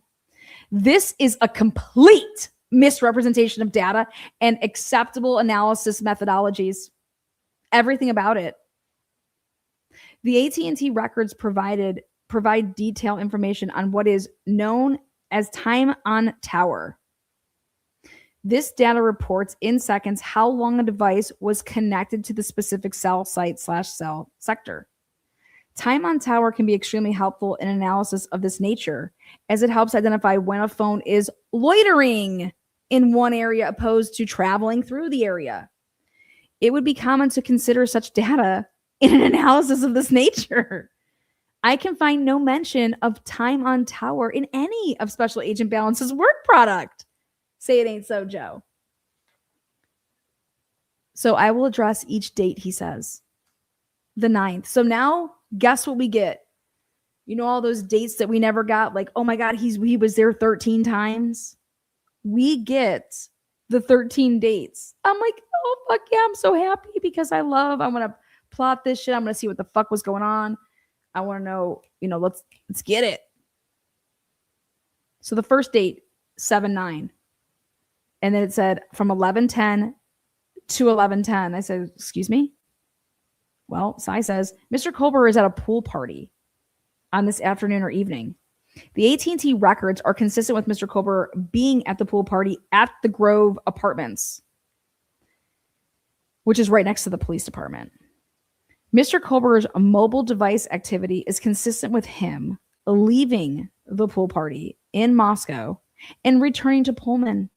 There is no evidence he drove by the crime scene. In fact, the time on tower is consistent with continuous deliberate driving to travel from the pool party to his residence in Pullman. I said, wow, okay. 7/16, so look, it's like a week later, The time represented here is 1 hour and 26 minutes.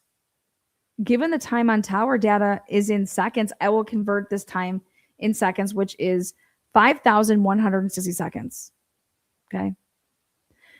Total time on the crime scene cell tower is only 235 seconds, or just under 4 minutes.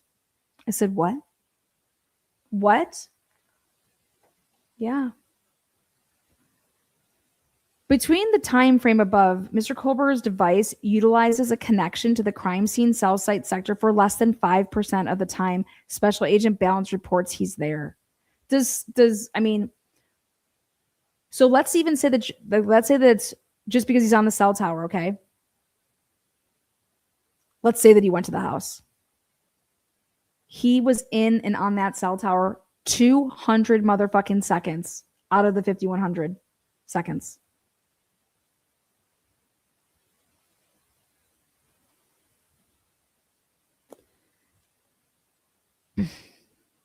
The last connection to the crime scene cell sector is at 11:23 p.m., not 2:16 a.m. No, I'm sorry, not 12:16 a.m. as reported here. I said these frauds. Look at here's me, frauds.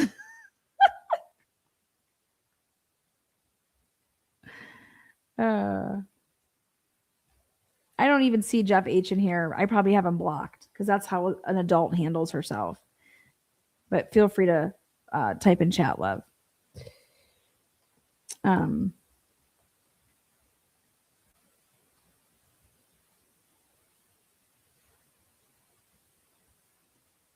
Now, there is no evidence in the AT&T records that Mr. Kober was anywhere near the crime scene during this time period, by the way. In fact, cell site connections to the north and east of Moscow during this time period suggests he was miles away. So again, remember, he is just... So now we get a really good look at what Nick Ballance was talking about. And what he's talking about is somebody driving around, and while you're doing stuff on your phone and stuff, it's going to pass. You're going to have handoffs. It's unfucking believable. He's under another name. Oh, what name? What is it called? I Love Lana.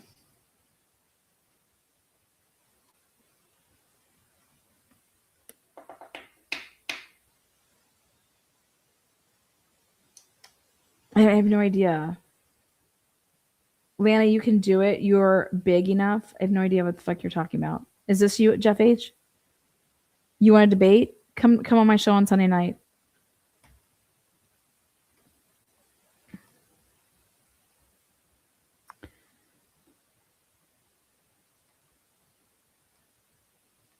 Okay. Next, 7:21. Again, like a week later. 10:08 p.m. to 10:32 p.m. Oh, so in the middle of the night. Fucking idiots. The time represented here is 24 minutes or 1,440 seconds. Special Agent Ballance is wrong on both of his times here. The first time connection to the crime scene cell tower, cell sector is at 10:06 p.m. for 8 seconds. The device does not connect to the cell site cell sector again until 10:40 p.m. for 14 seconds. 10:06 p.m. to 10:40 p.m. represents a 44-minute duration, or 20-40 seconds. The device utilized this particular cell site cell sector for 22 seconds out of the 2,040 seconds. Like, get the fuck out of here. Roughly 1 second of the time period given. Do you understand what this was going to do to this jury? Can you imagine getting this?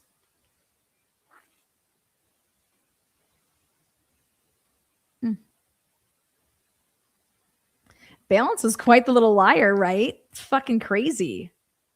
I mean, Jeff, what do you have to say to for yourself of this? You think that Cyree is just making this up? You think he's just making this up? Interesting.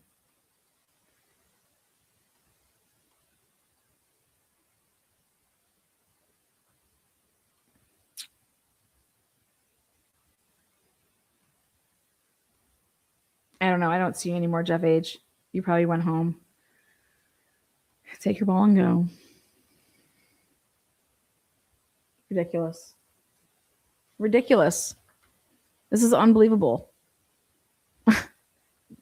I mean, these families have just been lied to left and right.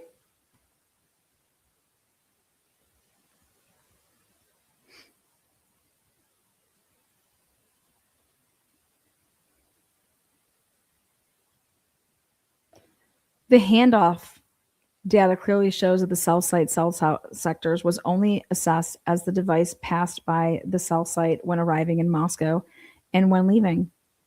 There is no evidence that device was ever in the area of the crime scene. In fact, the handoff clearly indicates the device was not in the area of the crime scene. Jesus. Do you understand that he goes through each and every one of these, you guys? And not a single one of them? It's like, look at this, from 10, this, for the total connection time of this many seconds, or 6 minutes and 4 seconds. This is approximately 4% of this time, represented by Special Agent Nick Ballance. Look at you sick fucking pigs. This is disgusting. This is absolutely fucking just gross. So,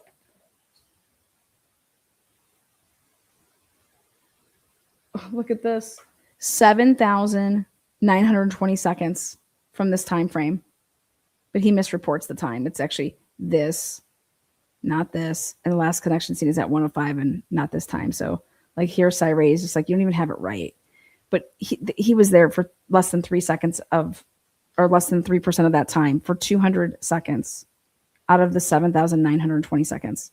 Because you're in mapping all the connections during this time period, the handoff scene are consistent with the device moving throughout this time period, just moving all over the devices north and east of Moscow several times during this period.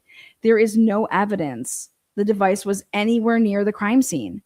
And this just goes on for all of these 18 times, okay? And I'm just like, this is disgusting. There is a unique handoff pattern seen during this time period between the specific cell site and cell sector and cell site of this. Based on the FBI drive test data and my drive test data, this would not happen at or near the crime scene. There is no evidence in the records the device is or at or near the crime scene. That's in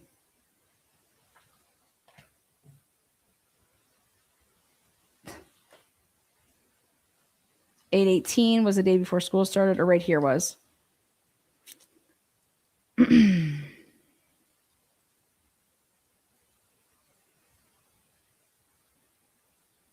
No device is moving during this time. Or the device is moving during this time, spending part of the time northeast of Moscow. Handoff patterns are not consistent with the device being at or near the crime scene during this time period. He goes through each and every one of these.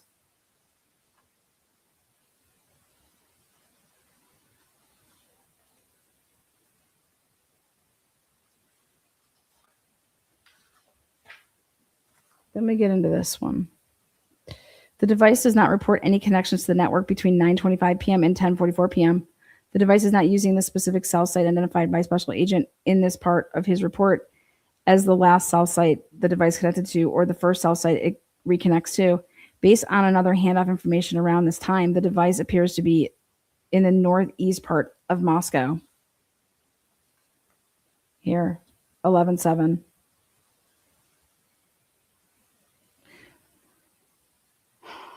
For further clarification, the majority of the connections to the specific cell site or cell sector last for only 10 to 20 seconds or less. The longest connection time ever seen is on August 6, 2022, and lasts for 413 seconds, which is 6 minutes and 53 seconds at 1:59 a.m. 6 minutes and 53 seconds. The cell site / cell sector utilized just prior to this connection is 420523, the azimuth of 100, which does not provide coverage at the crime scene. The first handoff scene after this connection is cell site, cell sector, azimuth 0, which does not provide coverage at the crime scene. This indicates the device was not in the area of the crime scene when the specific connection began or ended.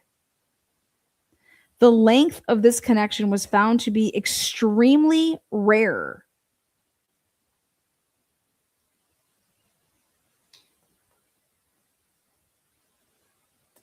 Based on my analysis of the time period provided in this portion of Special Agents' report, I can find no evidence of Mr. Kohlberger's mobile device being at or near the crime scene repeatedly or for any duration that is inconsistent with being in a pattern of driving. Everything is in a pattern of driving. Moreover, Mr. Kohlberger's AT&T records do clearly show a pattern of driving late at night. All the time. In the second AT&T search warrant for Mr. Kohlberger's AT&T records, there is a statement made to justify the extended period as a need to determine if Mr. Kohlberger stalked any of the deceased, in this case, prior to the offense. Conducted surveillance of the King Road residence, is in contact with any of the decedent's associates before or after the alleged move up. In my analysis of Mr. Kohlberger's records, I would agree this is an it's investigation analysis. You're supposed to do that. However, more important is the documented result of such analysis of data. Those results have not been produced with the state's experts. I performed that analysis as part of my work on the case. They never did any of that, like I told you guys when we first started. In my analysis of Mr. Kohlberger's records, to include my review of Special Agent Nick Balance's report, I can find no evidence of stalking behavior or surveillance at the King Road residence. Also of significance is the finding Mr. Kohlberger's trips to Moscow had decreased by November when compared to activity seen in July and August. It would be reasonable to assume if stalking behavior or surveillance was occurring, it would increase prior to the murders, not decrease.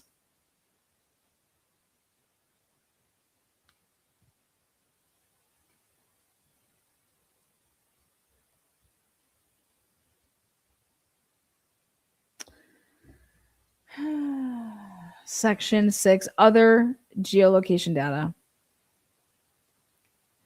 Other geolocation data that was used in the course of this investigation, more specifically, I am referring to the Google geofence, fog reveal, mobile advertiser identification data, as well as cell tower dumps, cell tower timing dumps, and timing reports. This was one of my questions for Cy, which was how many geofences were set up in this case. Several types of geofence data dumps and cell tower data dumps were used in the course of this investigation. Mr. Kohlberger's device was not identified in any of these. Where the fuck were you setting these up? Remember, I was trying to show you guys. I was like, it's just like literally right around the house. The argument can be made Mr. Kohlberger's device is powered off at the time, and so therefore would not be detected by any network, a required component of these geofence and cell tower methodologies. While I do not disagree with this premise, I mention this because it does show the investigators were familiar with these methodologies. Despite that, there appears to be no attempt to utilize these methods to corroborate other evidence. I fucking knew it.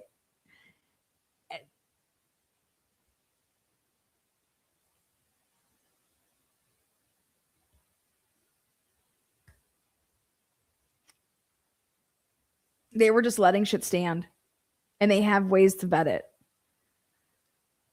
For example, Special Agent Ballance appears to take great time to create a history of times Mr. Kohlberger may have been at the crime scene prior to the murders. He has exhausted the AT&T CDR records to show this. It is my opinion that Special Agent Ballance is not able to say with any degree of certainty Mr. Kohlberger's mobile device was ever in the area of the crime scene prior to the murders. Ready? I'm starving. Yeah, okay. There is no current data available to speak to that degree of location specificity. The point here is Mr. Kohlberger's cell phone was powered on and reporting to the network during these time periods. presented by Special Agent Ballance. Special Agent Ballance has tremendous resources at his disposal to seek out other geolocation data that would confirm his current unsupported theories. His current, unsupported theories. Like, come on, buddy. And everybody else would know this. Some of these very detailed geolocation data is available to Special Agent Ballance without a warrant and includes databases that go back well beyond the time frame of this investigation. In the event Special Agent Ballance believed that Mr. Culber's device was at or near the crime scene at any one of his 23 time periods listed in his report, he has the ability to corroborate that theory with other geolocation data through Google and Fog Reveal mobile advertiser databases. Yeah, exactly. Fuck yeah, Google. Come on, right? In working for and with law enforcement for nearly 30 years, I am well aware the investigative methodologies discussed here are not new nor novel. Any competent investigator tasked with an investigation in this magnitude would be expected to, recognize these methodologies and use them to the best of their ability in the course of their investigation. Special Agent Ballance is a competent investigator who is well versed in these methodologies and does have the ability to acquire such data. As such, it must be assumed Special Agent Ballance did further his investigation in using these methodologies. In the event they corroborated any of his claims in his final report, it is fair to assume that he would have presented such findings. Given no findings are presented in his report, it must be assumed that his efforts did not produce any evidence of Mr. Culber's device being at or near the crime scene. Given the amount of known exculpatory evidence that was intentionally omitted from Special Agent Ballance's report, it is my opinion that these exculpatory findings would also be omitted. Fucking damn. He calls him incompetent. No, he doesn't. He says he's competent. He says this is just purposeful. So you're definitely competent. He's definitely competent. He's choosing. He's just a piece of shit. I fucking love it. Fuck yeah, bitch. Where you at, Nick Ballance? I can't have my name out there, Nick Ballance. Given the amount of known exculpatory evidence that was intentionally omitted from Special Agent Ballance's report, it's my opinion that these exculpatory findings would also be omitted because they would be exculpatory to Brian. Like, what came back on the Google shit, The flawed analysis, so the search warrant affidavits, is the flawed analysis associated with this investigation started immediately upon receiving Mr. Culber's AT&T records. They actually began before that, but there are concerns in reference to the timeline associated with the search warrant, the production of the data by AT&T, and the initial analysis of that data. I have been involved in hundreds, if not thousands, of cases where cell phone records are just produced within minutes. So I'm not concerned with how fast AT&T produced records in this matter, not one bit. But I am concerned with back channels to AT&T that were used by the FBI early in this investigation that tainted normal protocols and chain of evidence. I am concerned with how fast the produced data was, quote unquote, analyzed and presented in follow-up search warrants. I am concerned with lack of accountability within the affidavits as it relates to who specifically was analyzing the records and providing the details that found their way into the search warrants.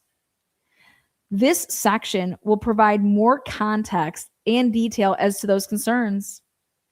Yeah. Corporal Payne secured a search warrant to AT&T on December 23rd, 2022. The warrant was to AT&T to provide call detail records on Mr. Kohlberger's AT&T phone from 11/12/2022 through 11/14. It appears through email communications, Corporal Payne provided that search warrant to Special Agent Ballance to serve it to AT&T. Special Agent Ballance then received the requested records from AT&T, ultimately providing them to Brett Payne. Based on the findings on the initial analysis completed on those records, Corporal Brett Payne obtained a second search warrant on the same day, December 23rd, 2022, for additional records covering a time period from June 23rd, 2022 through December 23, 2022. In reviewing the affidavit supporting the second warrant, there are numerous issues identified. Reference to consulting with an FBI cast member, but not naming that individual. When consulting with another member of law enforcement as it pertains to subject matter expertise, it is a common place to identify that individual to remove any doubt as to who is providing the subject matter expertise. While we can assume he is referring to Special Agent Nick Ballance, it is unknown for sure, which, guess what could happen then? You can just then go ahead and lie when you'd be asked that question down the road, let's say in a trial, let's say in a voir dire. Page 14, first paragraph. On November 13th, 2022, at approximately, we all know this, blah, blah, blah, blah, blah. Okay. The phone does not stop reporting to the network at 2:47 a.m. The last cell site the phone connected to is the same cell site referenced here as utilizing cellular resources that provide coverage to 1630 North Valley Road, apartment G201 Pullman. That means Brian Kohlberger was not at his apartment. Or even like beyond the other way. By omitting the last 6 minutes of connections detailed in the AT&T report, Corporal Brett Payne has modified the records, providing a false timeline. The device is last seen traveling southeast, which is incorrect, is what he says.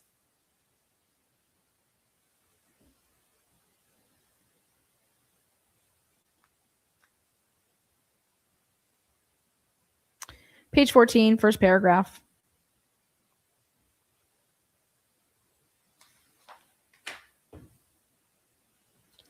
There is no evidence in the AT&T CDRs the phone ever traveled south on Highway 95. In fact, there is no evidence the phone ever traveled on Highway 95 at all.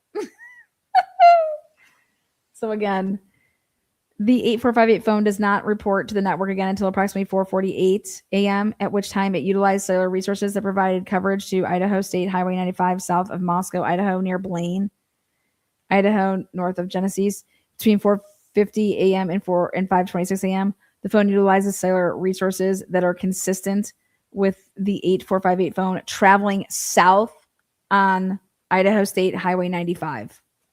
That's false.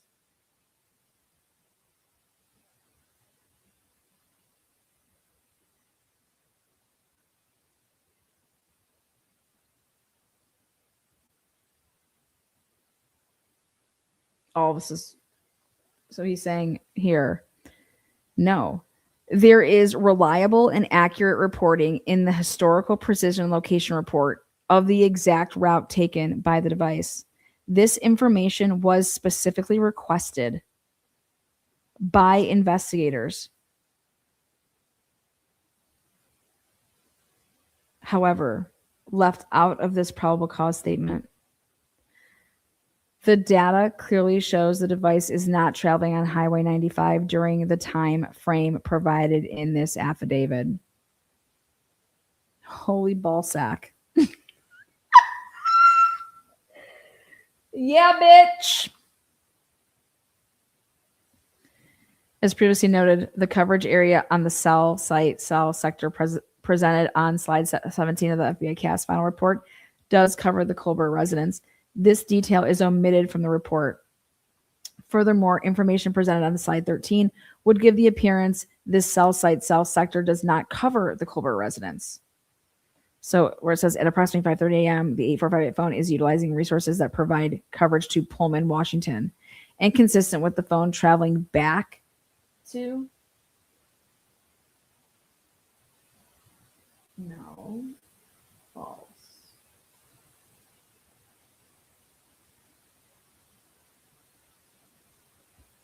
See, so further information presented on slide 13 would give the appearance that this cell site sector does not cover the Culver residence. That's why I'm saying this is false.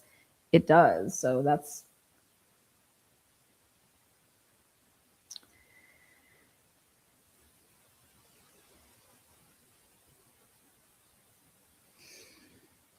page 15.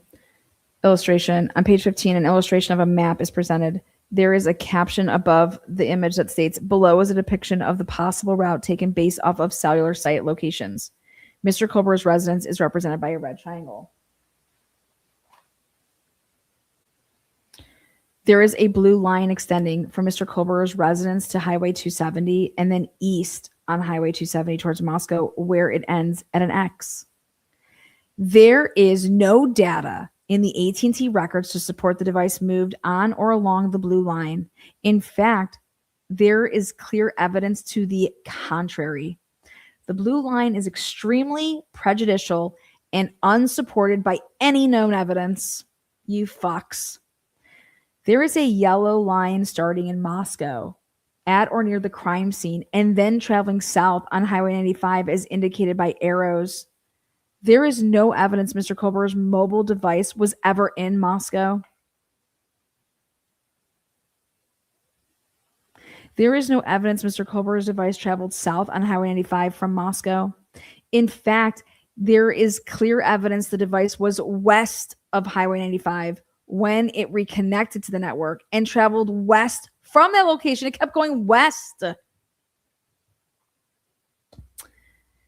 This illustration was created on a faulty analysis that produced an extremely prejudicial, inaccurate depiction of what the AT&T records revealed.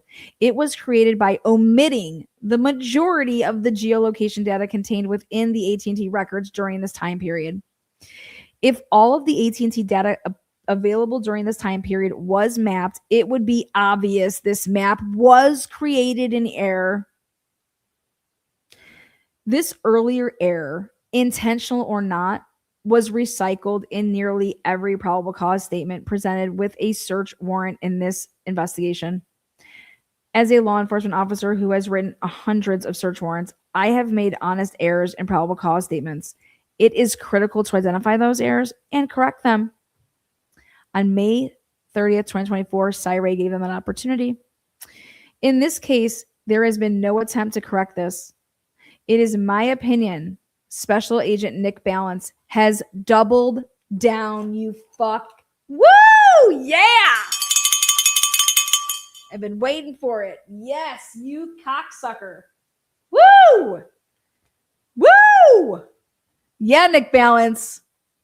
You want Lori Daybell to go free, you fucking sick bastard? Well, woo, Nikki. Nick Ballance did it on purpose.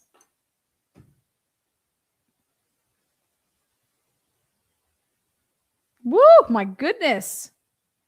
Doubled down on this error and attempted to justify in his FBI final report.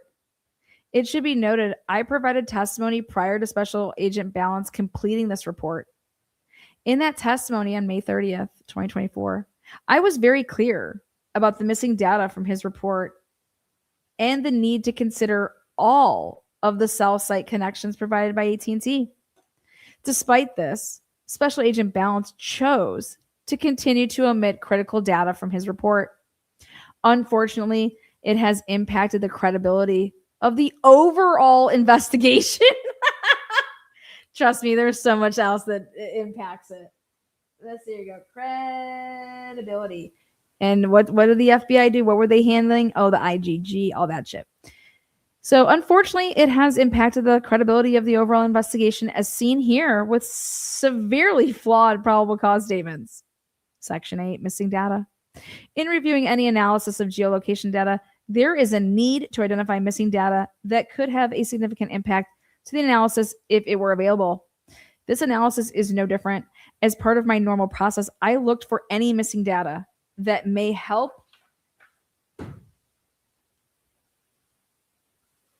the analysis, albeit a norm part of my analysis, my findings as it relates to missing data is shocking. It's shocking. As explained in the methodology section of this report, a common data source used in geolocation analysis is timing reports.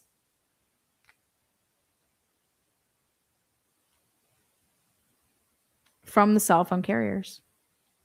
Prior to November of 2022, all of the major cell phone carriers were providing timing reports. The process of obtaining these reports and the retention periods of the reports would vary from carrier to carrier. Some carriers, like AT&T, would also limit what agencies could obtain these reports. In December of 2022, the FBI cast members did have access to AT&T timing reports. The retention period for these reports from AT&T ranged from 60 to 90 days. I have prior history working with these reports and have seen timing reports from AT&T with 45 days of history prior to November of 2022. So that means we were able to obtain timing advance reports prior to November of 2022, 45 days out. Not this 7-day shit, right? So let me get this straight. Now that we have a timeline here, Cy-Ray wrote this out way before he ever wrote out his affidavit. So they knew that he made these claims. Okay? So this is just another point to think about, that you cannot give him a chance to do dick or have any of these witnesses come and testify in any capacity.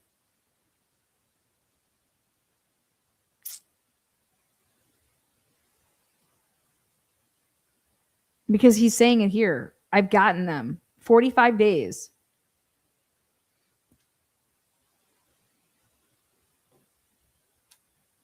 "45 days out." He's saying the Brian Colbert's timing advance records were available.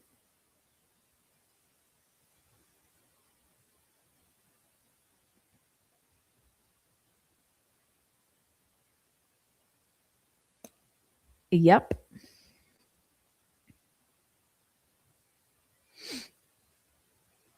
In this case, investigators requested and reviewed numerous phones for various reasons. Phone records to include timing reports were obtained on all 4. Phone records to include timing reports were obtained on the other roommates. Phone records to investigative leads developed, Jack Showalter, Jack Decor. Look at, he doesn't even put Connor Chestnut's name anywhere in this shit. One of the devices identified to be in the immediate area of the crime scene just before the crime belonged to Molly McMichaels. See with the S there? Investigators obtained her phone records to include timing data. I want Molly's timing records, okay?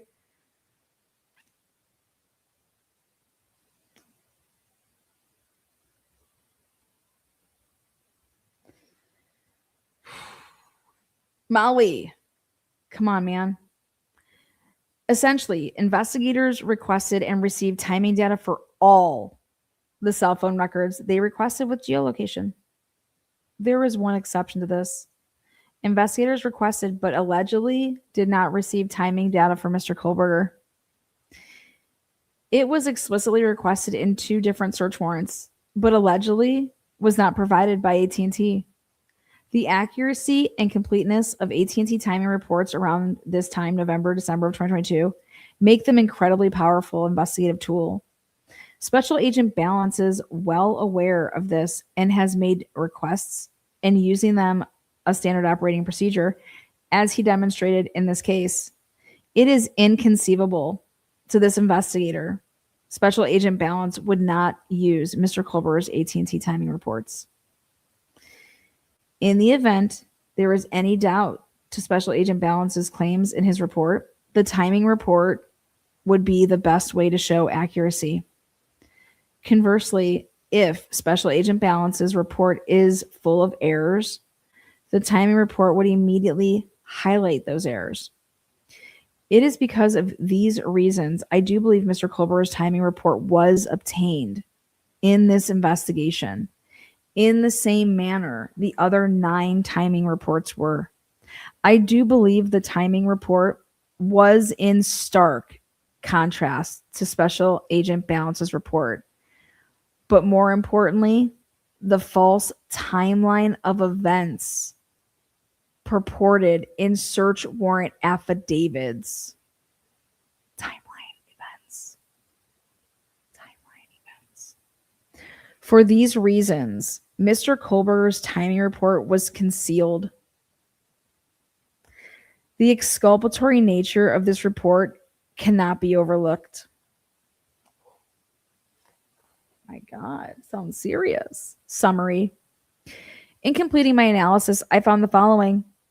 The cell phone geolocation reports provided by the state in this investigation are intentionally misleading. Woo! Yeah! Fuck yeah, Nick. Plagued with omitted exculpatory evidence and cannot be relied on to the slightest degree. The absence of work product can only be attributed to one of two things: an overwhelmingly incompetent analysis or intentional concealment to hide exculpatory evidence. And this is why Brian Kohlberger will walk. This is Brady. This is a Brady violation. This is a fucking Brady violation. God damn it. Don't know if the guy did it or not. He said he did it. But this is why I believe that if he wants out of fucking jail, prison, he'll get out. Also, I believe that Cyree believes in that if he would have went to trial, he would have walked. If it didn't happen in trial 1, it would have happened down on appeal, and because this would have gotten overturned, and all of this shit would have come out. The absence of work product can only be attributed to one of two things: an overwhelming incompetent analysis.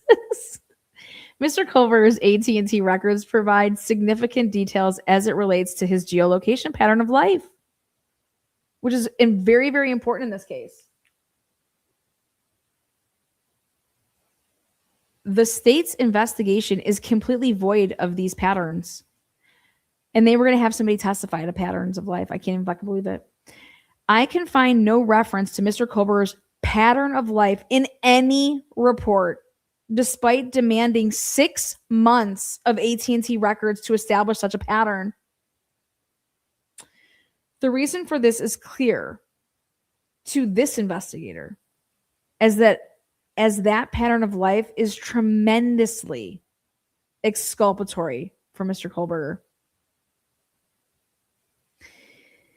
He routinely drives in random locations late at night and early in the morning.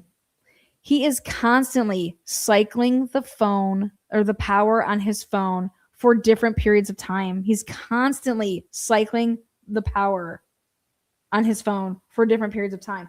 This is completely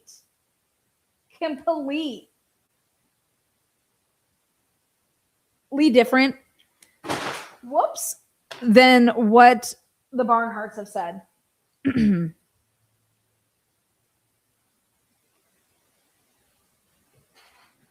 Oh boy.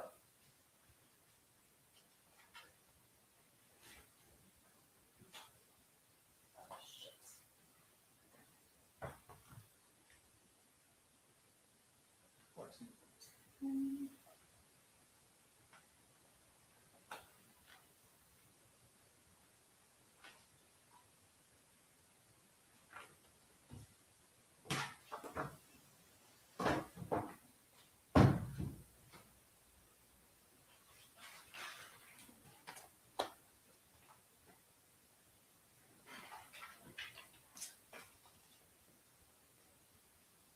There we go.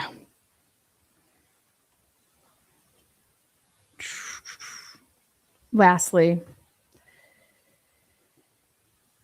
C, his daily geolocation patterns are chaotic. Random travel patterns are normal. He just drives, it's Investigators relied heavily on an accurate analysis to establish probable cause in nearly every search warrant affidavit issued to secure evidence against Mr. Kohlberger. These inaccuracies are to such an extent, any geolocation subject matter expert would immediately recognize them. These inaccuracies are so extreme, they are beyond accidental oversight. It is my opinion investigators in this investigation intentionally omitted critical findings, repeatedly and intentionally misled the court, and concealed exculpatory evidence. As a subject matter expert in this field, who has testified over 100 times as a state witness on behalf of the prosecution, I have never seen such deviation from established standards and best practices by a subject matter expert as what is seen by Special Agent Nick Ballance in his final cast report. This report was peer-reviewed by Special Agent Kennedy. The idea that both qualified and competent subject matter experts missed these errors is inconceivable. There is substantial justification to believe the errors noted in this report are intentional and a complete manipulation of data to support false statements needed to establish probable cause to obtain search warrants against Mr. Kohlberger, and that is the much larger issue. Woo! Woo! Oh my God. And the truth shall set you free.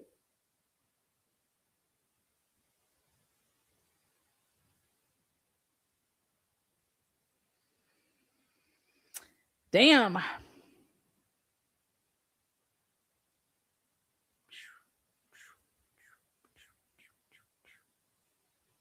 It is justified to believe critical exculpatory evidence has been concealed by investigators. This would include Mr. Kohlberger's AT&T timing and data and other geolocation data that would be sought as a standard operating procedure, yet somehow was overlooked in this investigation. The absence of this data in an investigation of this fucking nature, with the resources goddamn available to you fuck twats, is beyond unusual. It is simply inconceivable, you cocksuckers. And I'm here to tell you that I am going to get a Nick fucking dick balance my shirt, balance my dick. It's crooked. I'm a crooked dick. My name's Nick Ballance with my fucking head looking like a penis. Okay. This concludes my findings for this report. Ray, look at the date, 1/21/2025. And ladies and gentlemen, this right here, this is why Ashley Jennings whipped her tits out and threw them on the fucking table and said, I want to play now. And literally, it was a plan fucking orchestrated attack on Ray. And they wrote up that motion on purpose, the motion limine, for the timing advance, because they wanted to get this all out in that motion. He wrote an affidavit, but who would ever, like, they have all the baggage. Like, this proves it all. So Ashley Jennings and the whole team, knowing that Ray toe tags them, like literally he toe tagged each and every one of them. We knew this. I knew this. We all knew this from day one. Okay. But we all wondered where Ray came from. Tom Slavinsky called Ray. That's how this all started. Tom Slavinsky was, Ann Taylor had called him, and he began and was one of her experts. And he called the godfather of geolocation and just couldn't even believe what the fuck he was looking at. And because in the field out there, people have known and been talking about that these FBI agents are manipulating the cast reports to say stuff that they don't, to railroad motherfuckers. So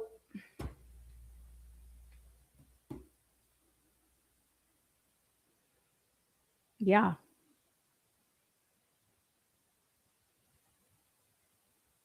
He wrote this before he wrote his affidavit. It's very important. Now we know why they came for Cy and lied in their motion limine. But now we also know that the judge had this. The judge had this because it was filed. And so the judge had this, knew what this said. The judge then had to tango, two to tango, baby. Because why would Ashley Jennings put this in only to have one of two things happen? Either you're getting your whole entire case thrown the fuck out and Brian is walking. You understand? Or Hitler's going to do exactly what the fuck he did. And that's what happened in this case. And then the next move Hitler made was, hey, have you guys offered a plea deal? Because I'm not bailing you out anymore.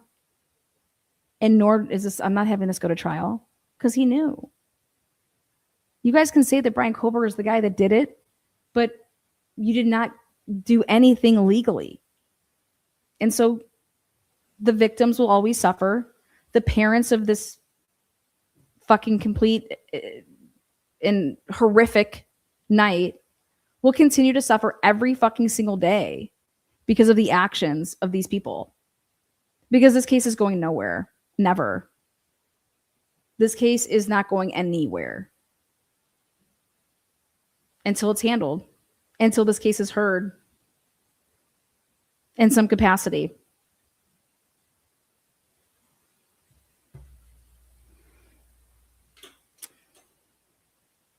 This is sick. We, the people, get to decide in a courtroom with the evidence presented, the admissible evidence that's presented, and we get to decide if somebody is guilty beyond a reasonable doubt to this fucking nature, and you are not to use the death penalty as leverage because anybody and everybody would be scared of the death penalty. And if that's how you have to get people to fucking say that they're guilty for crimes, shame on you. You suck. Look at this shit. Look at this shitty ass work, Nick Ballance. You fucking suck, dude. You fucking suck. And the FBI should be yanking him off of any and all cases because this is not going away. This is not going away. And if this would have went to trial, what people like Lori Daybell, yeah, she gets out because of this sick shit. So I just read 51 pages for you guys. Now I have no voice. Now I'm going to leave. Nick Ballance wasn't the only one. Special Agent Kennedy wasn't the only one. All these motherfuckers did this shit. I got Eric Warner still filling requests of mine and yanking and omitting material on my fucking FOIA request. You can't do that. That's a violation. You think I'm going to let it go? Fuck no. I'm not. I'm going to make an example out of you. Why? Because you know what? I'm in the fucking mood. Because if I have to hear these continued lies, then hey. Who worked the night of the murders? You sick fucks. Who was working? Why are you having to hide and lie about if you worked or not?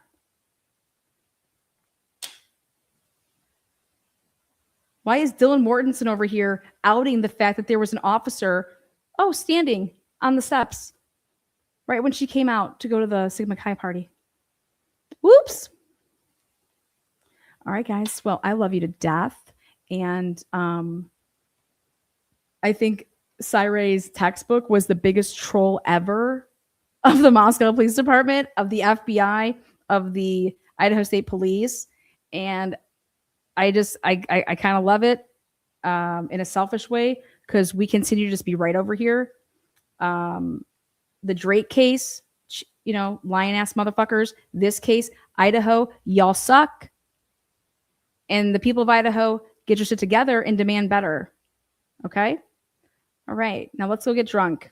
Cheers. Everybody have a great Friday night. We love all of you. Peace. Peace everywhere. Peace. Oh, Sheila. Jenny, what's good, girl? Your blonde, sexy ass. You rock that shit, girl.